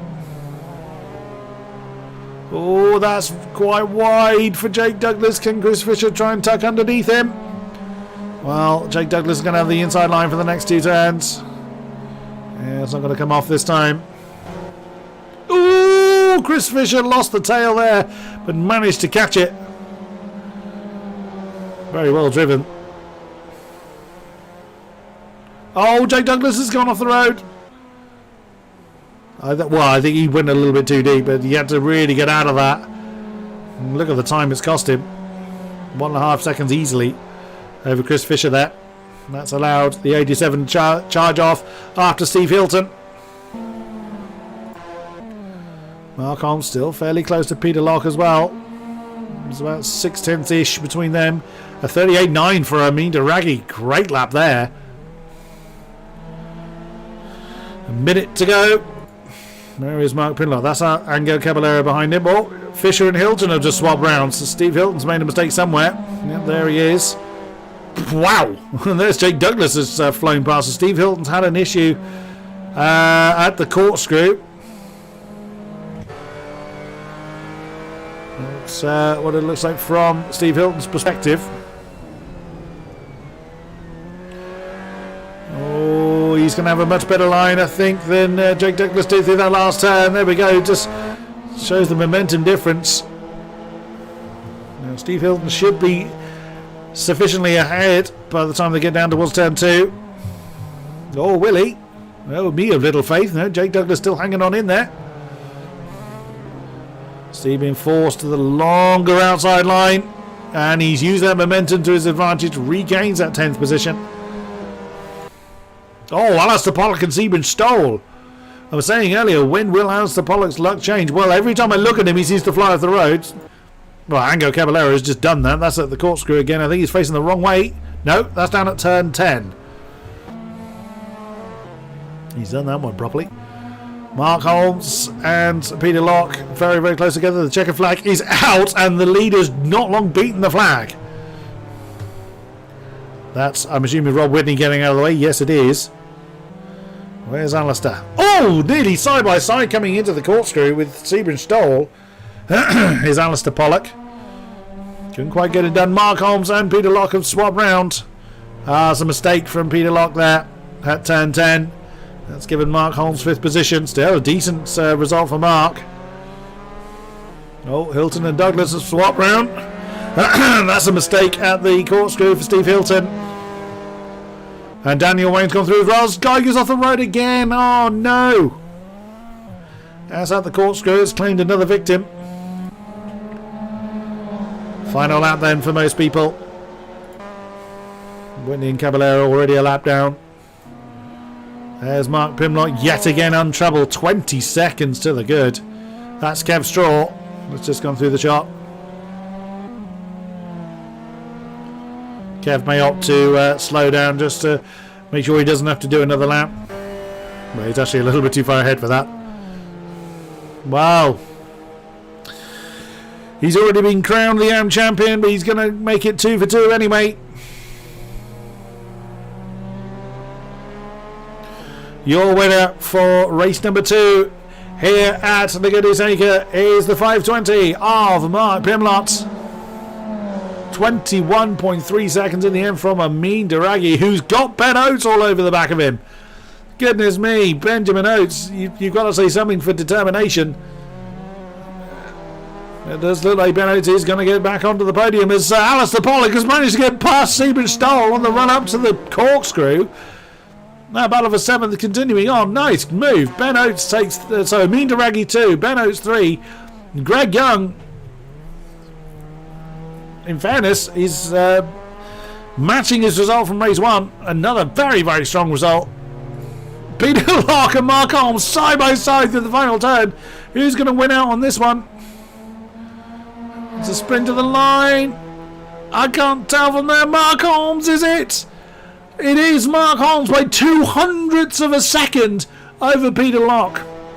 Alistair Pollock has sprinted over 7th position. Good result for him over Sebring Stoll. Chris Fisher is going to claim 9th. Oh no, Steve Hilton's off the road at turn 10. There goes Stefan Geigu. So Jake Douglas comes over the line for 10th position. Daniel Wang will take 11th. Stefan Geigu in 12th. Here comes the number 5 car. And Steve Hilton will take 13th. Kev Straw, bit of a distant 14th, but the last man on the lead lap. And 14th position for the monochrome racing car. Nonetheless, I've already got interviewees coming to speak to me. Let's see who we have got as we see Kev Straw come over the line to claim that 14th place. I've got plenty of people coming to join me. It's always good to see. Right now the racing is done. Let's get the music on and let's see who we have got. It is, of course, our podium 3. Well, Ben Oates, you very much personify determination, don't you, sir? I mean, yeah, I don't know what happened there. I came onto the finish straight. Medical car were there or something. You know, we'll just say that. Yeah, let's not talk about that. Oh dear. But no, it's been good racing all year round, and once again, all this season anyway, and it's continued into this race. So.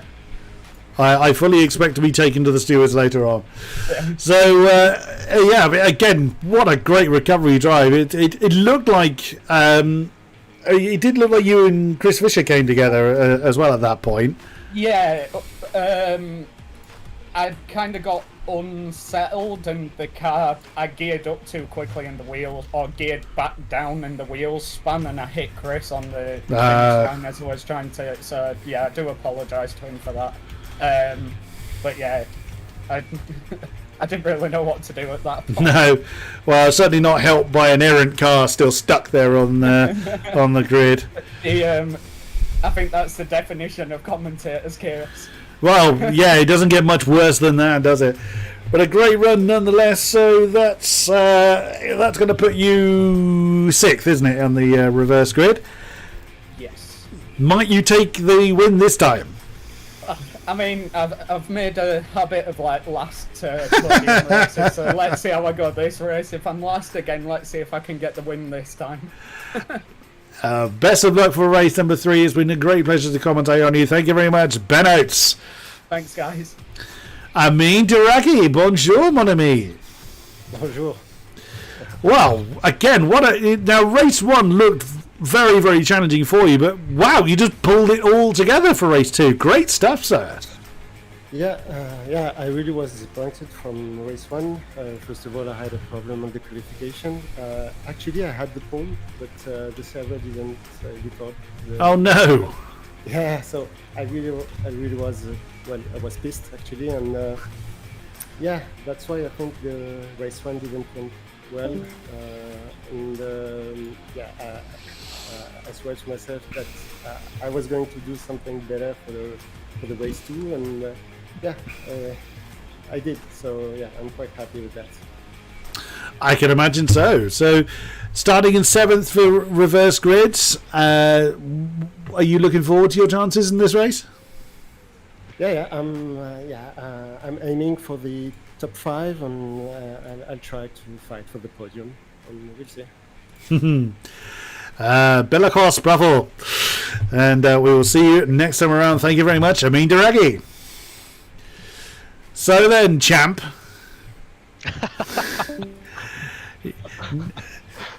Well, again, he just cannot fault you. You're just dancing at 21 seconds to your advantage. Wow. I've said it all this time, Chris. I am still fluking it, and it's still going well, basically. I don't think you're going to find many people believe with you. But I think the key to that one was that Chris got a really good start. I think it was Chris Fisher that was behind me. Got a really good start. I just had to cover off the inside, and then after that, honestly, the nerves after knowing the championship is all done. I just thought I'll just go and pump some fast lap times in if I can. I think you had Greg Young as well for a little while nailed to your tailpipe, but yes, yeah, Greg. I mean, again, it's been absolutely phenomenal to see your progress, and you've remained very humble with it. I must say you've always remained very understated. But so 8th position then, right in the midst of the pack. Are you going to give anyone else a chance? Yeah, no, absolutely.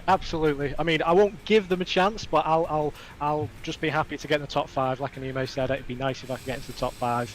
I mean, like I say, the nerves have all gone now after the championship, so I'll just take it a bit easier.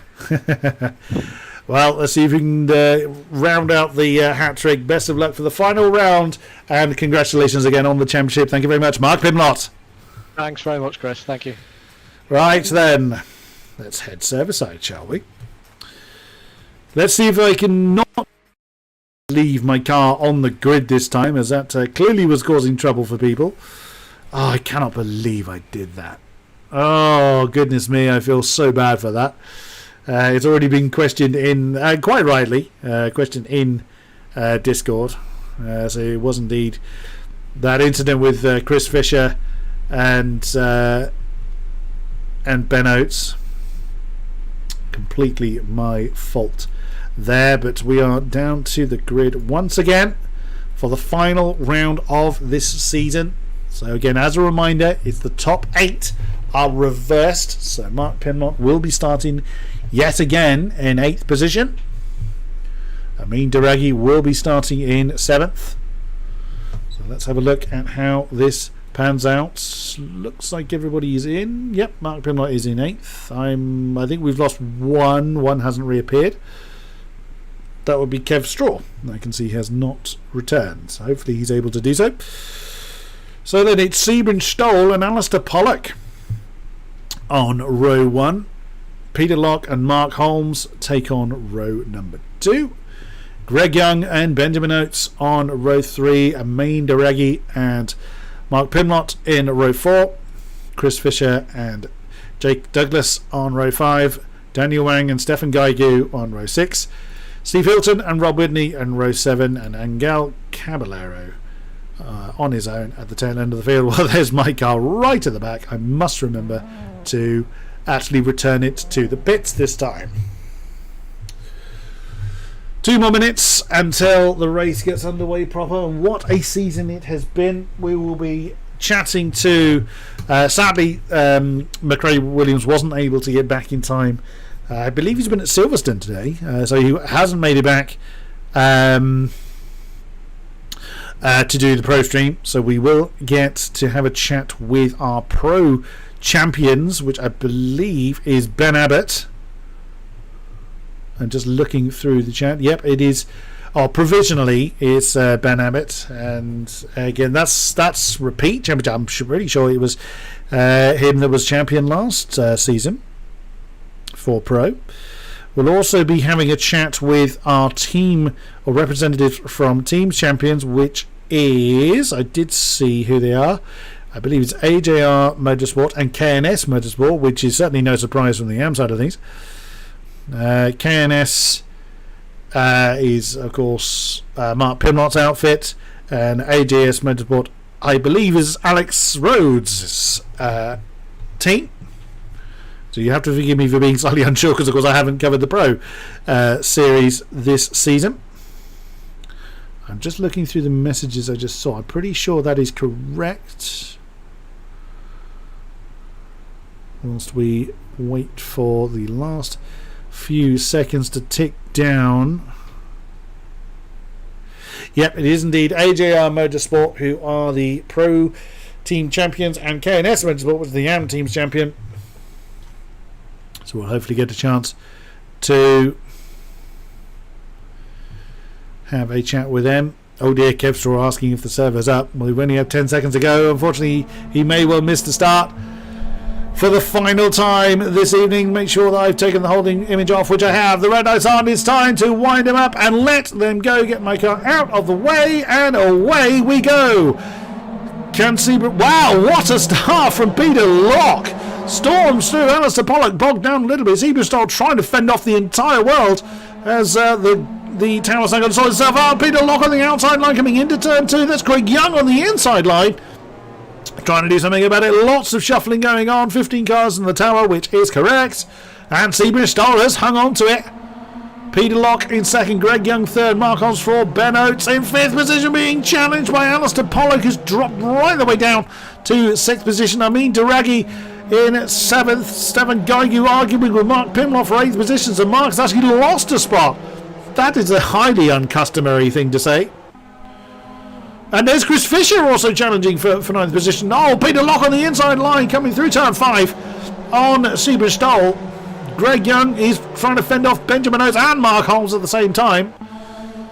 Into turn 6. Oh, Greg Young's nudged Ben Oates and he spins. Oh, how on earth did Greg Young not cause? Well, he has got a bit of carnage going on. That was Alistair Pollock. Oh, Alistair Pollock again. Just always getting the rough end of the stick. Well, Kev Straw has had a disastrous start. Oh, well, Kev Straw was a little bit late as we got a backwards facing Daniel Wang and Steve Hilton. Oh, my goodness me. Backwards in the corkscrews, never an ideal situation as Peter Locke sweeps past Sebring Stoll, coming through turn 10 to take over the lead. There is Mark Holmes looking to try and upset that particular party. Just an outside manoeuvre. Well, I think it was just outbreaking himself. Oh, Jake Douglas is off the road, facing the wrong way at turn 10. My word, it is kicking off as usual, as is always the way in the reverse grid race. Chris Fisher on the back of Mark Pimlott and Amin Daragi. There's Greg Young, who's dropped all the way down to 9th place. Oh, that's a big move from Pimlott on the outside line coming through turn 2. He wants to try and pick up the momentum. Can he do it? Not quite. I mean, Daragi has got that one. There's Chris Fisher fending off Greg Young.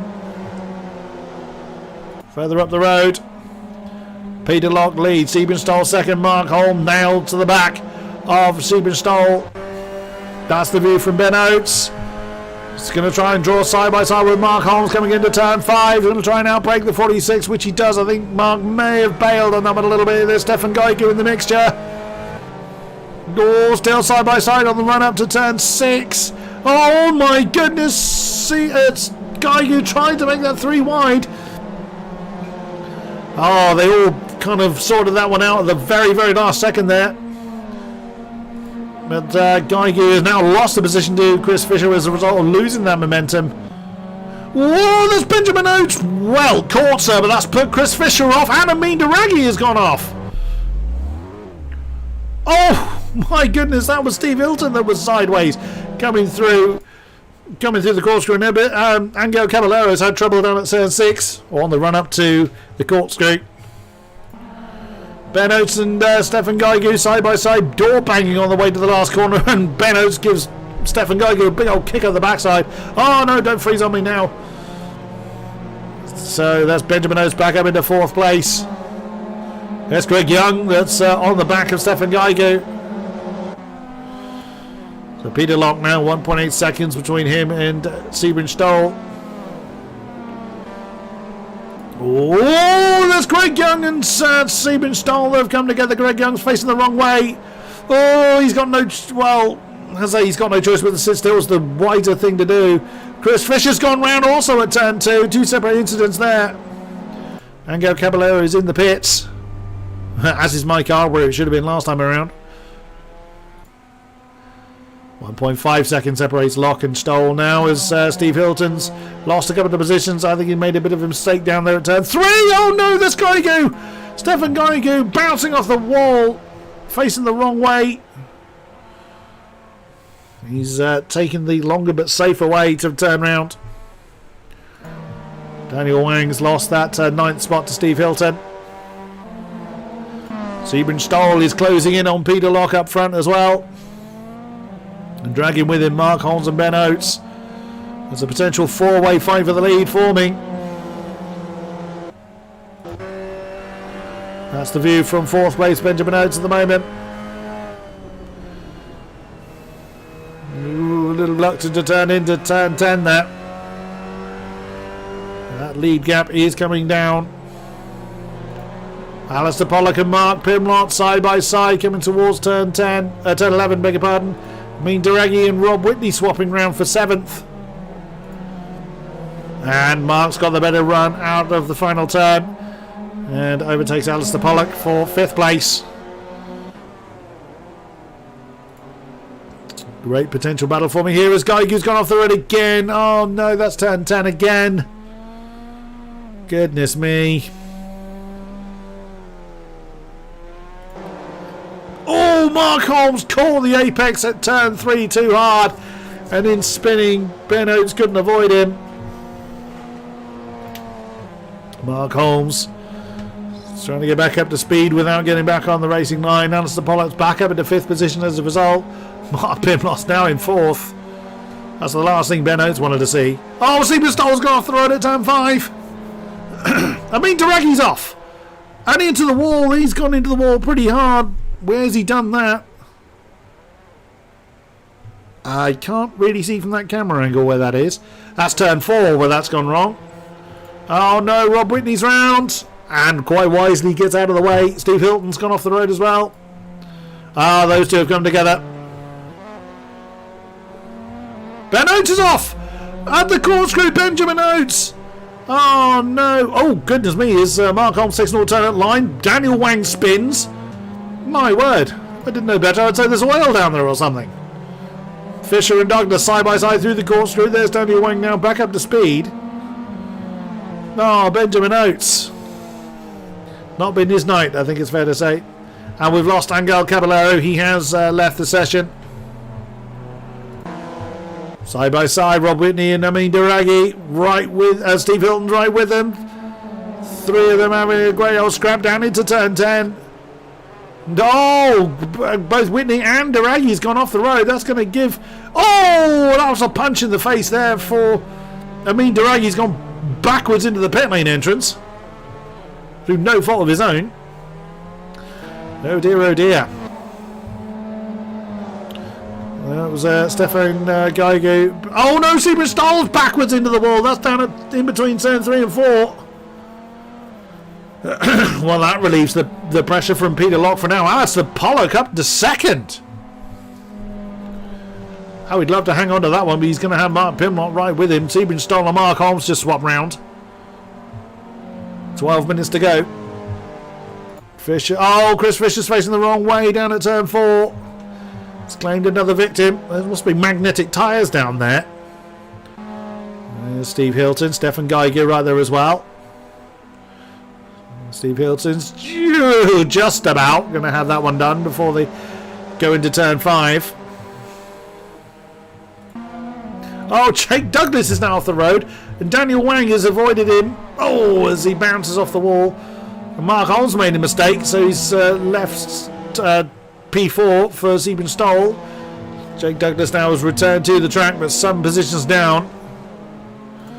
Goodness me, there goes Wang out of the shot. Hilton, Fisher, Geiger. Holmes and Oates have now swapped round. Oh, Ben couldn't hold on to that one though. I think he locked up into the final turn. Greg Young's with him as well. I don't know if there was impact between Young and Oates there, but I could have easily just locked up on the brakes going into that turn. Fisher and Hilton side by side. Holmes and Young swapping round. It is impossible to know whether you... Nice move by Greg Young there. Seaman Stoll on the back of Ben Oates now. That's for 6th. On the back of Mark Holmes as well.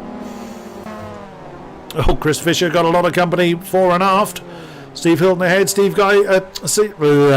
Stefan Geiger trying to cut back underneath him. Side by side on the way down towards turn 3, but Chris Fisher will have the inside line. Oh, Geiger tried to turn in anyway. And found a wild Fisher there. Well, Chris Fisher was already committed to that line. Here comes Jake Douglas as well to get interested in that spot. Alistair Pollock and Mark Pimlott together again.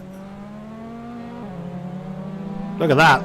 This three-way pack are 10 seconds clear of Greg Young in 4th. Peter Locke leads, Alistair Pollock leads Mark Pimlott. Chris Fisher's got back ahead of Steve Hilton at turn 6. On the way up the hill. Hilton having a look to try and muscle his way back past the 87, but decides against it. Oh, got it very loose going into the corkscrew. There's Stefan Geiger right with him. Oh, slightly different line. Mark Pimlott side by side with Alistair Pollock. He's going to have the outside line for 2. Can Alistair Pollock outbreak him? Oh no! Well held, sir. Mark Pimlott got Alistair Pollock a little bit sideways, but Alistair really caught that one brilliantly well. I bet there was a few words said on his stream about that one. Whoa, as the tail gets very loose on Mark Pimlott's car. Oh, not again. Chris Fisher off the road at the corkscrew. All the way down to 13th position now. Again, it's another instance where there's been a spin all the way up to the corkscrew. Oh no, Greg Young's off! Oh no, he was looking to repeat his amazing 4th position from race 1, but sadly that's undone itself in the blink of an eye. Mark Holmes and Ben Oates are still locked in battle for what is now 4th place. Gaigu trying to recover. Gaigu's made a mistake at turn 3, it looks like. So he's now down to 12th. That's Amin Daragi on the back of Jake Douglas. Chris Fisher and Rob Whitney right behind him. There's Amin Daragi. Hustling Jake Douglas. Looks like Alistair Pollock and Mark Pimlott are closing in on Peter Locke again. Big move from Mark Pimlott on the inside line coming towards the last turn. I would imagine Alistair... Well, no, Alistair's having none of that. He's cut back underneath the champ. Great move. Man, he's perfectly entitled to do it. That is a move for position. He doesn't have to... Just because Mark is the champion doesn't mean that Alistair has to make it easy for him. Alistair now forced to the outside line. Can he carry that momentum, though? Mark Pimlott side by side. Alistair dips a wheel onto the dust, but manages to hold that position. Inside line for turn 3 and maintains the 2nd place, but now Mark Pimlott's going to try and cut back underneath him. Oh, Kev Straw's off the road. He's spun at the corkscrew, and Mark has now gotten ahead of Alistair at turn 4. That is 3rd position to 2nd position to Mark Pimlott. Mean Daragi and Jake Douglas have swapped round coming down towards turn 2. Stefan Gaigu and Chris Fisher right with them. There they are. That potential 4-way battle continues. Oh, was that a nudge there from the 751? If it was, I mean, Daragi's managed to hang on to it. Whoa, Chris Fisher at the back of the shot there. Getting very, very loose coming through turn 3. Daniel Wang is back up into 8th position with Steve Hilton for company. There's Greg Young at the top of the shot there. Oh, Kev Straw, it's all going wrong for the monochrome number 21.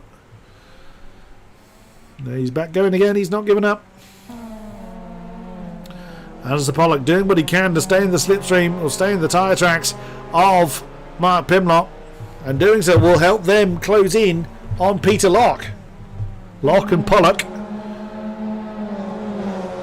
Locke, Pimlott and Pollock. Oh no, Steve Hilton's gone round. Daragi's gone through. Douglas and Gaigu have gone through. That's on the exit of turn 9. Well, on the way to turn 9, sorry. On the exit of the... Oh, Peter Locke's off! Peter Locke's gone off! Well, well, well. Race leader off into the dust. Where's he done that? That's a turn 2. So Pimlott lead from Pollock. Locke now down into 3rd. And if Mark does indeed make an uncharacteristic mistake, we could see a win for Alistair Pollock. Holmes and Oates having an argument still for 4th place. Hilton side by side with Stefan Gaigu. Now right with Jake Douglas and Amin Daragi with Chris Fisher in hot pursuit. That's the view from the back of that train on the 87 car. What a pack we've got coming on here. Oh, steady. Oh, that's Jake Douglas on the left-hand side. I wonder if he had a slowdown warning there or just had a bad run from turn 4. Very deep there for Stefan Gaigu. Sebin Stoll and Greg Young have swapped round. The 17 getting ahead of the 68 on the way up to the corkscrew. Less than 5 minutes to go now. Mark Pimlott is stretching his legs up front. Alistair Pollock has got What's he got? 5.5 seconds between himself and Peter Locke. I think Peter needs to be more worried about the ones behind him rather than the ones ahead of him. Oh no, Chris Fisher's off! Oh no, he's hit the wall. That's on the exit of the corkscrew on the way down to turn 9. Another victim of the dreaded corkscrew. Benno to Mark Holmes, still locked in battle for 4th place. Well, they've been for most of the race now. Whoa, Benno's nearly tapping the back of the 46 car. Just about avoids impact. You could have a run here coming through turn 4. Mark Holmes doing a sterling job of keeping the 72 car at bay. Mark Pidmott's gone now. Nearly 3 seconds to the good. I confess I'm a bit of a sucker for an underdog, so I genuinely hope that Alistair Pollock's able to stay there as Jake Douglas is spun again. Oh, and in trying to spin it around, he slams into the wall. Oh, dear, and again. Trying to get his car going the right way. That's in between turn 3 and 4. Chris Fisher's gone past him. Down to 13th for Jake Douglas. 4.5 seconds between Pollock and Locke now. 3 minutes with which to do something about it.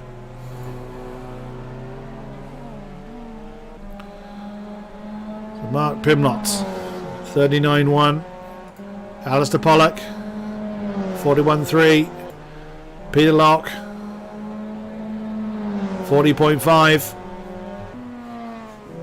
He'll close in a bit.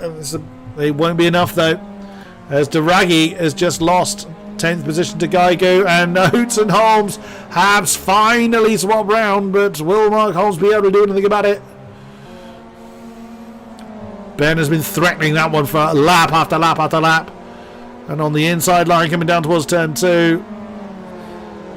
Oh wow, that's a big hit on that curb there on the inside of turn 3, and round goes Mark Holmes. Well, that pretty much conclusively ends that battle as my screen freezes again. There's Greg Young being followed by Sieben Stoll. Stefan Geigu still being followed by Amin Duragi.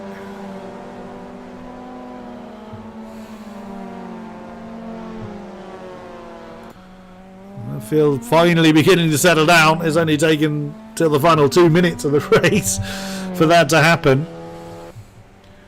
Mark Pimlott looks set to do the treble.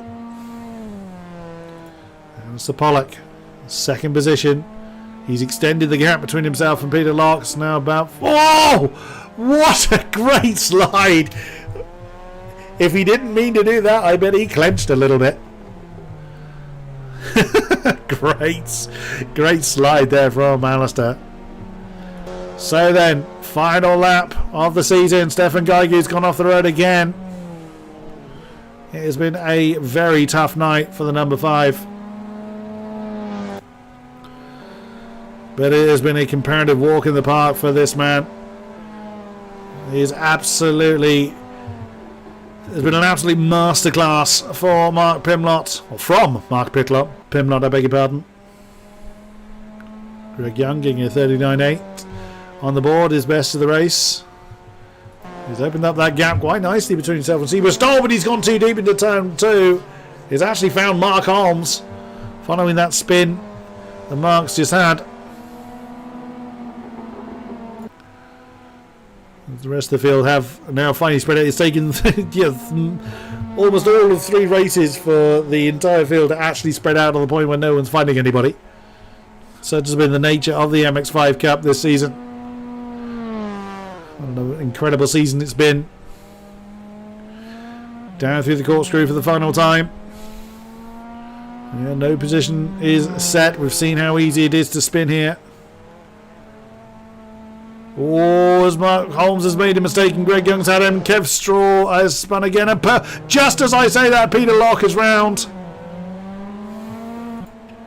And Mark Holmes and Greg Young have swapped round again. The checkered flag is out.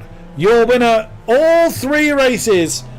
The number 520 has taken the win yet again. Mark Pimlott is home in first, but Alistair Pollock starting from the front row, has managed to maintain that second through the amount of issues everyone else has had. He has managed to secure a podium. Great effort. Well done, Alistair Pollock. Ben Oates, another podium for him in third position. Peter Locke comes home in fourth.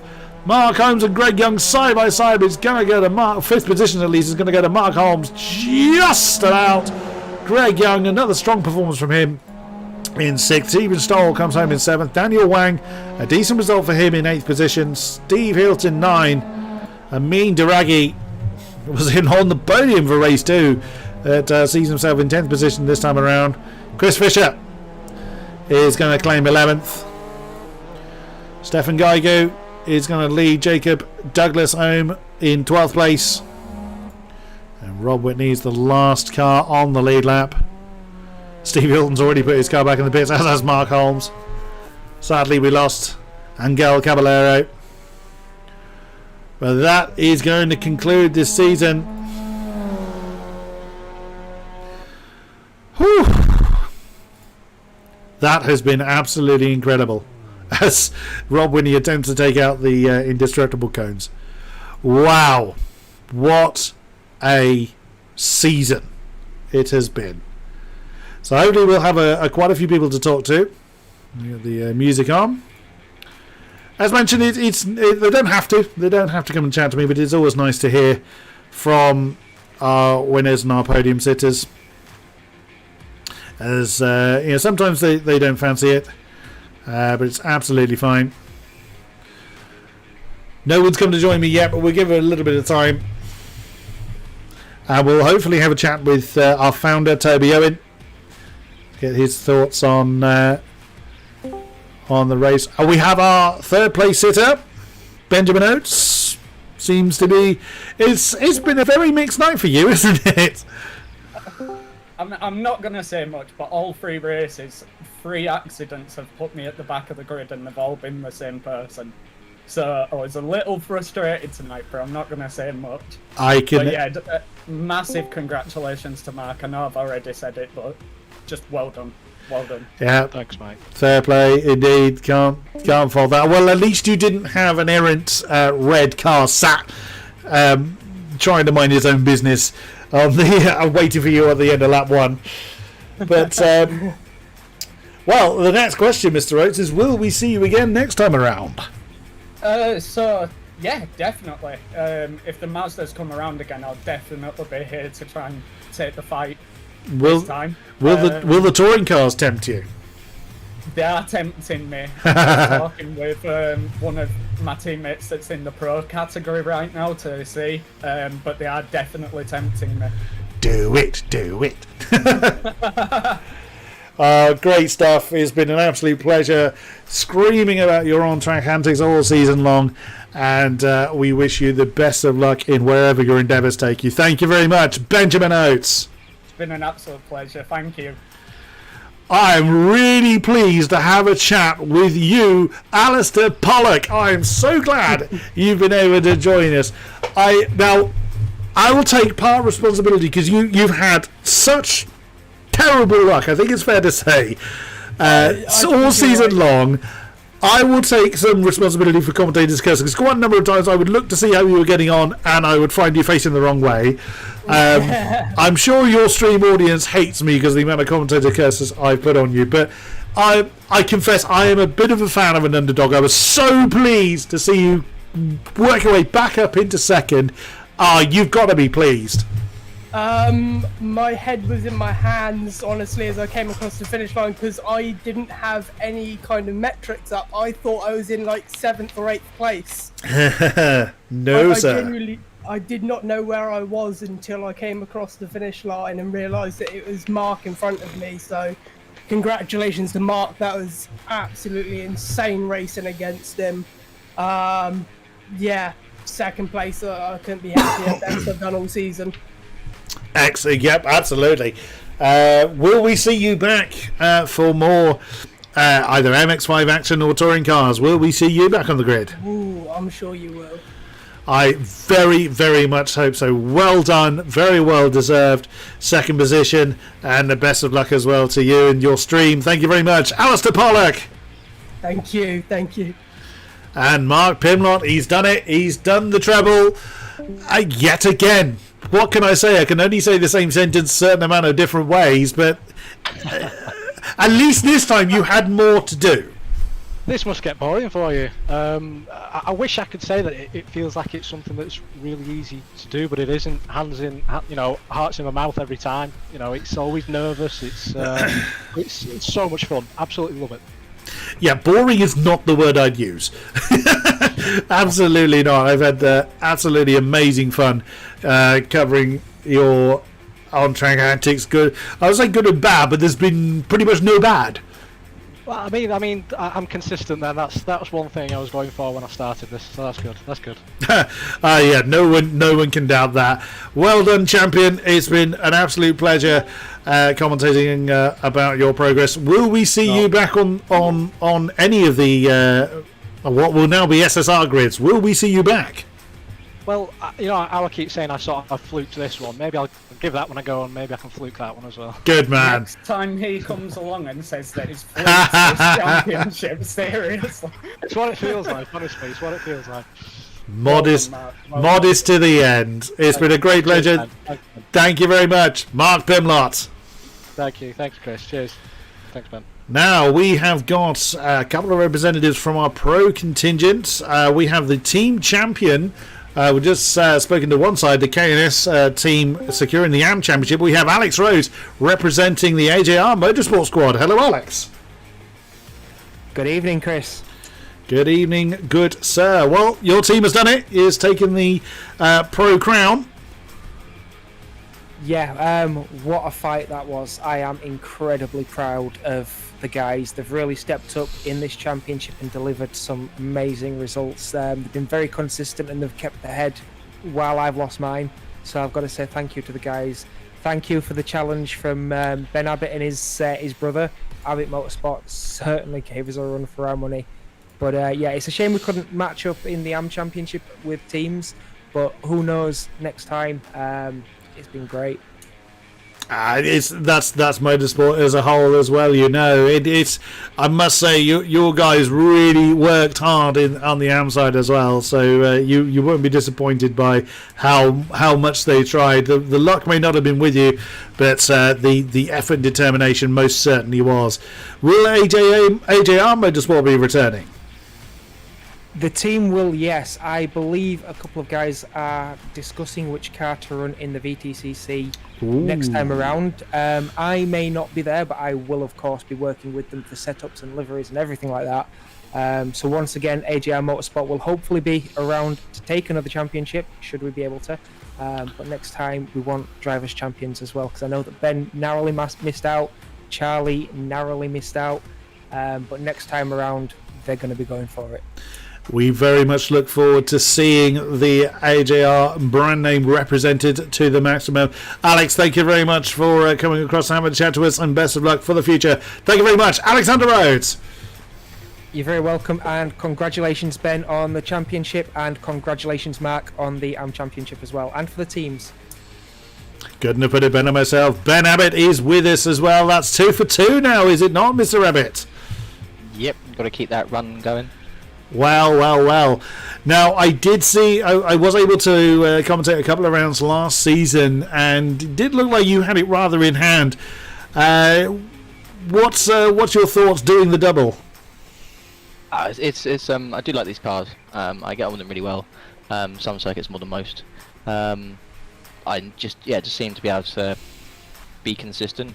I get annoyed if I'm half a second slower on the lap than my fastest. So that consistency is what makes these things. You can be relatively competitive if you're just consistent with it. But Laguna Seca is a track that bites hard if you make a small mistake. So race 2, I managed to just crash all by myself. 6-second lead, cruise around as well, and I'm in the wall. Whoops. Luckily, still kept the points gap for that last race, which meant that I didn't have any.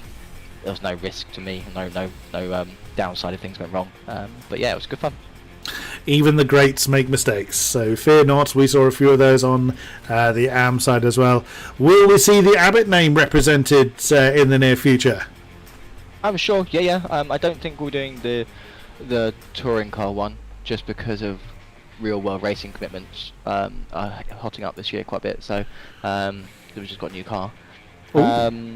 So yeah, I think but when the MX-5 Championship comes back again, I'll definitely try and come back and defend my crown. Just if Toby's here, can you do it in the winter when there's no real racing? Mental note duly made, I'm sure. Well done yet again on scoring the double. Your performances yet again have been absolutely outstanding. Thank you very much, and well done on the championship, Ben Abbott. You. And finally, a word from our founder, the Lord and Father of the VRCC, Toby Owen. Are you with us, sir? I am indeed. Good evening, everyone. Good evening, Chris. What a season we have had, sir. I know, and what an ending we had as well. In both lobbies, we saw some absolutely fantastic final rounds and final races. It's been an absolute pleasure. I say this every time, but an absolute pleasure to see from where we started in the first round to see the quality of racing and battling improve round on round. And yeah, the last couple of races have just been absolutely fantastic viewing. I've loved it. Yeah, well, you and me both. It's been a great honour and privilege for me to scream into the microphone.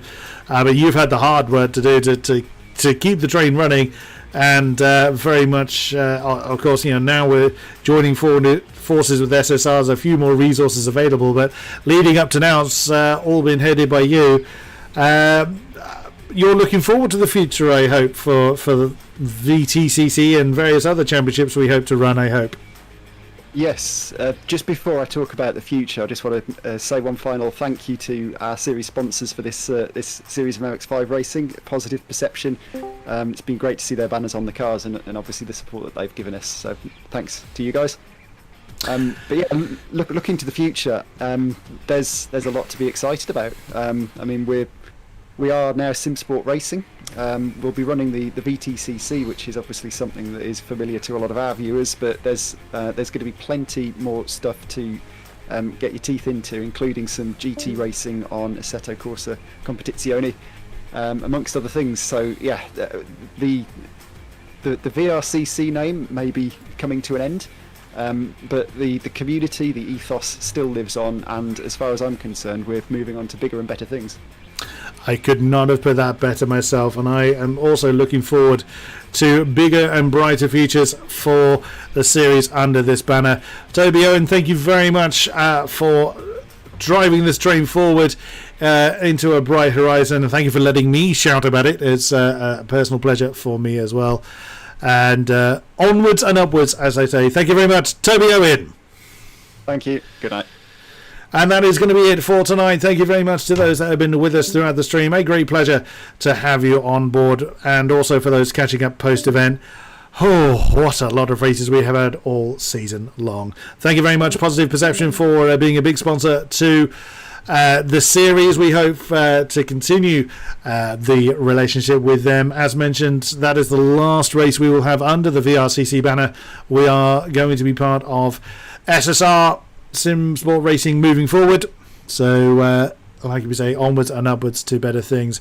As for now, it's been a great pleasure to scream about the MX-5 Championship. It's a shame that it's over, but there's plenty more racing where that comes from in the future, so stick around, follow us on the socials, you know where to find us. It's been a great pleasure. Until then, thank you very much, and good night.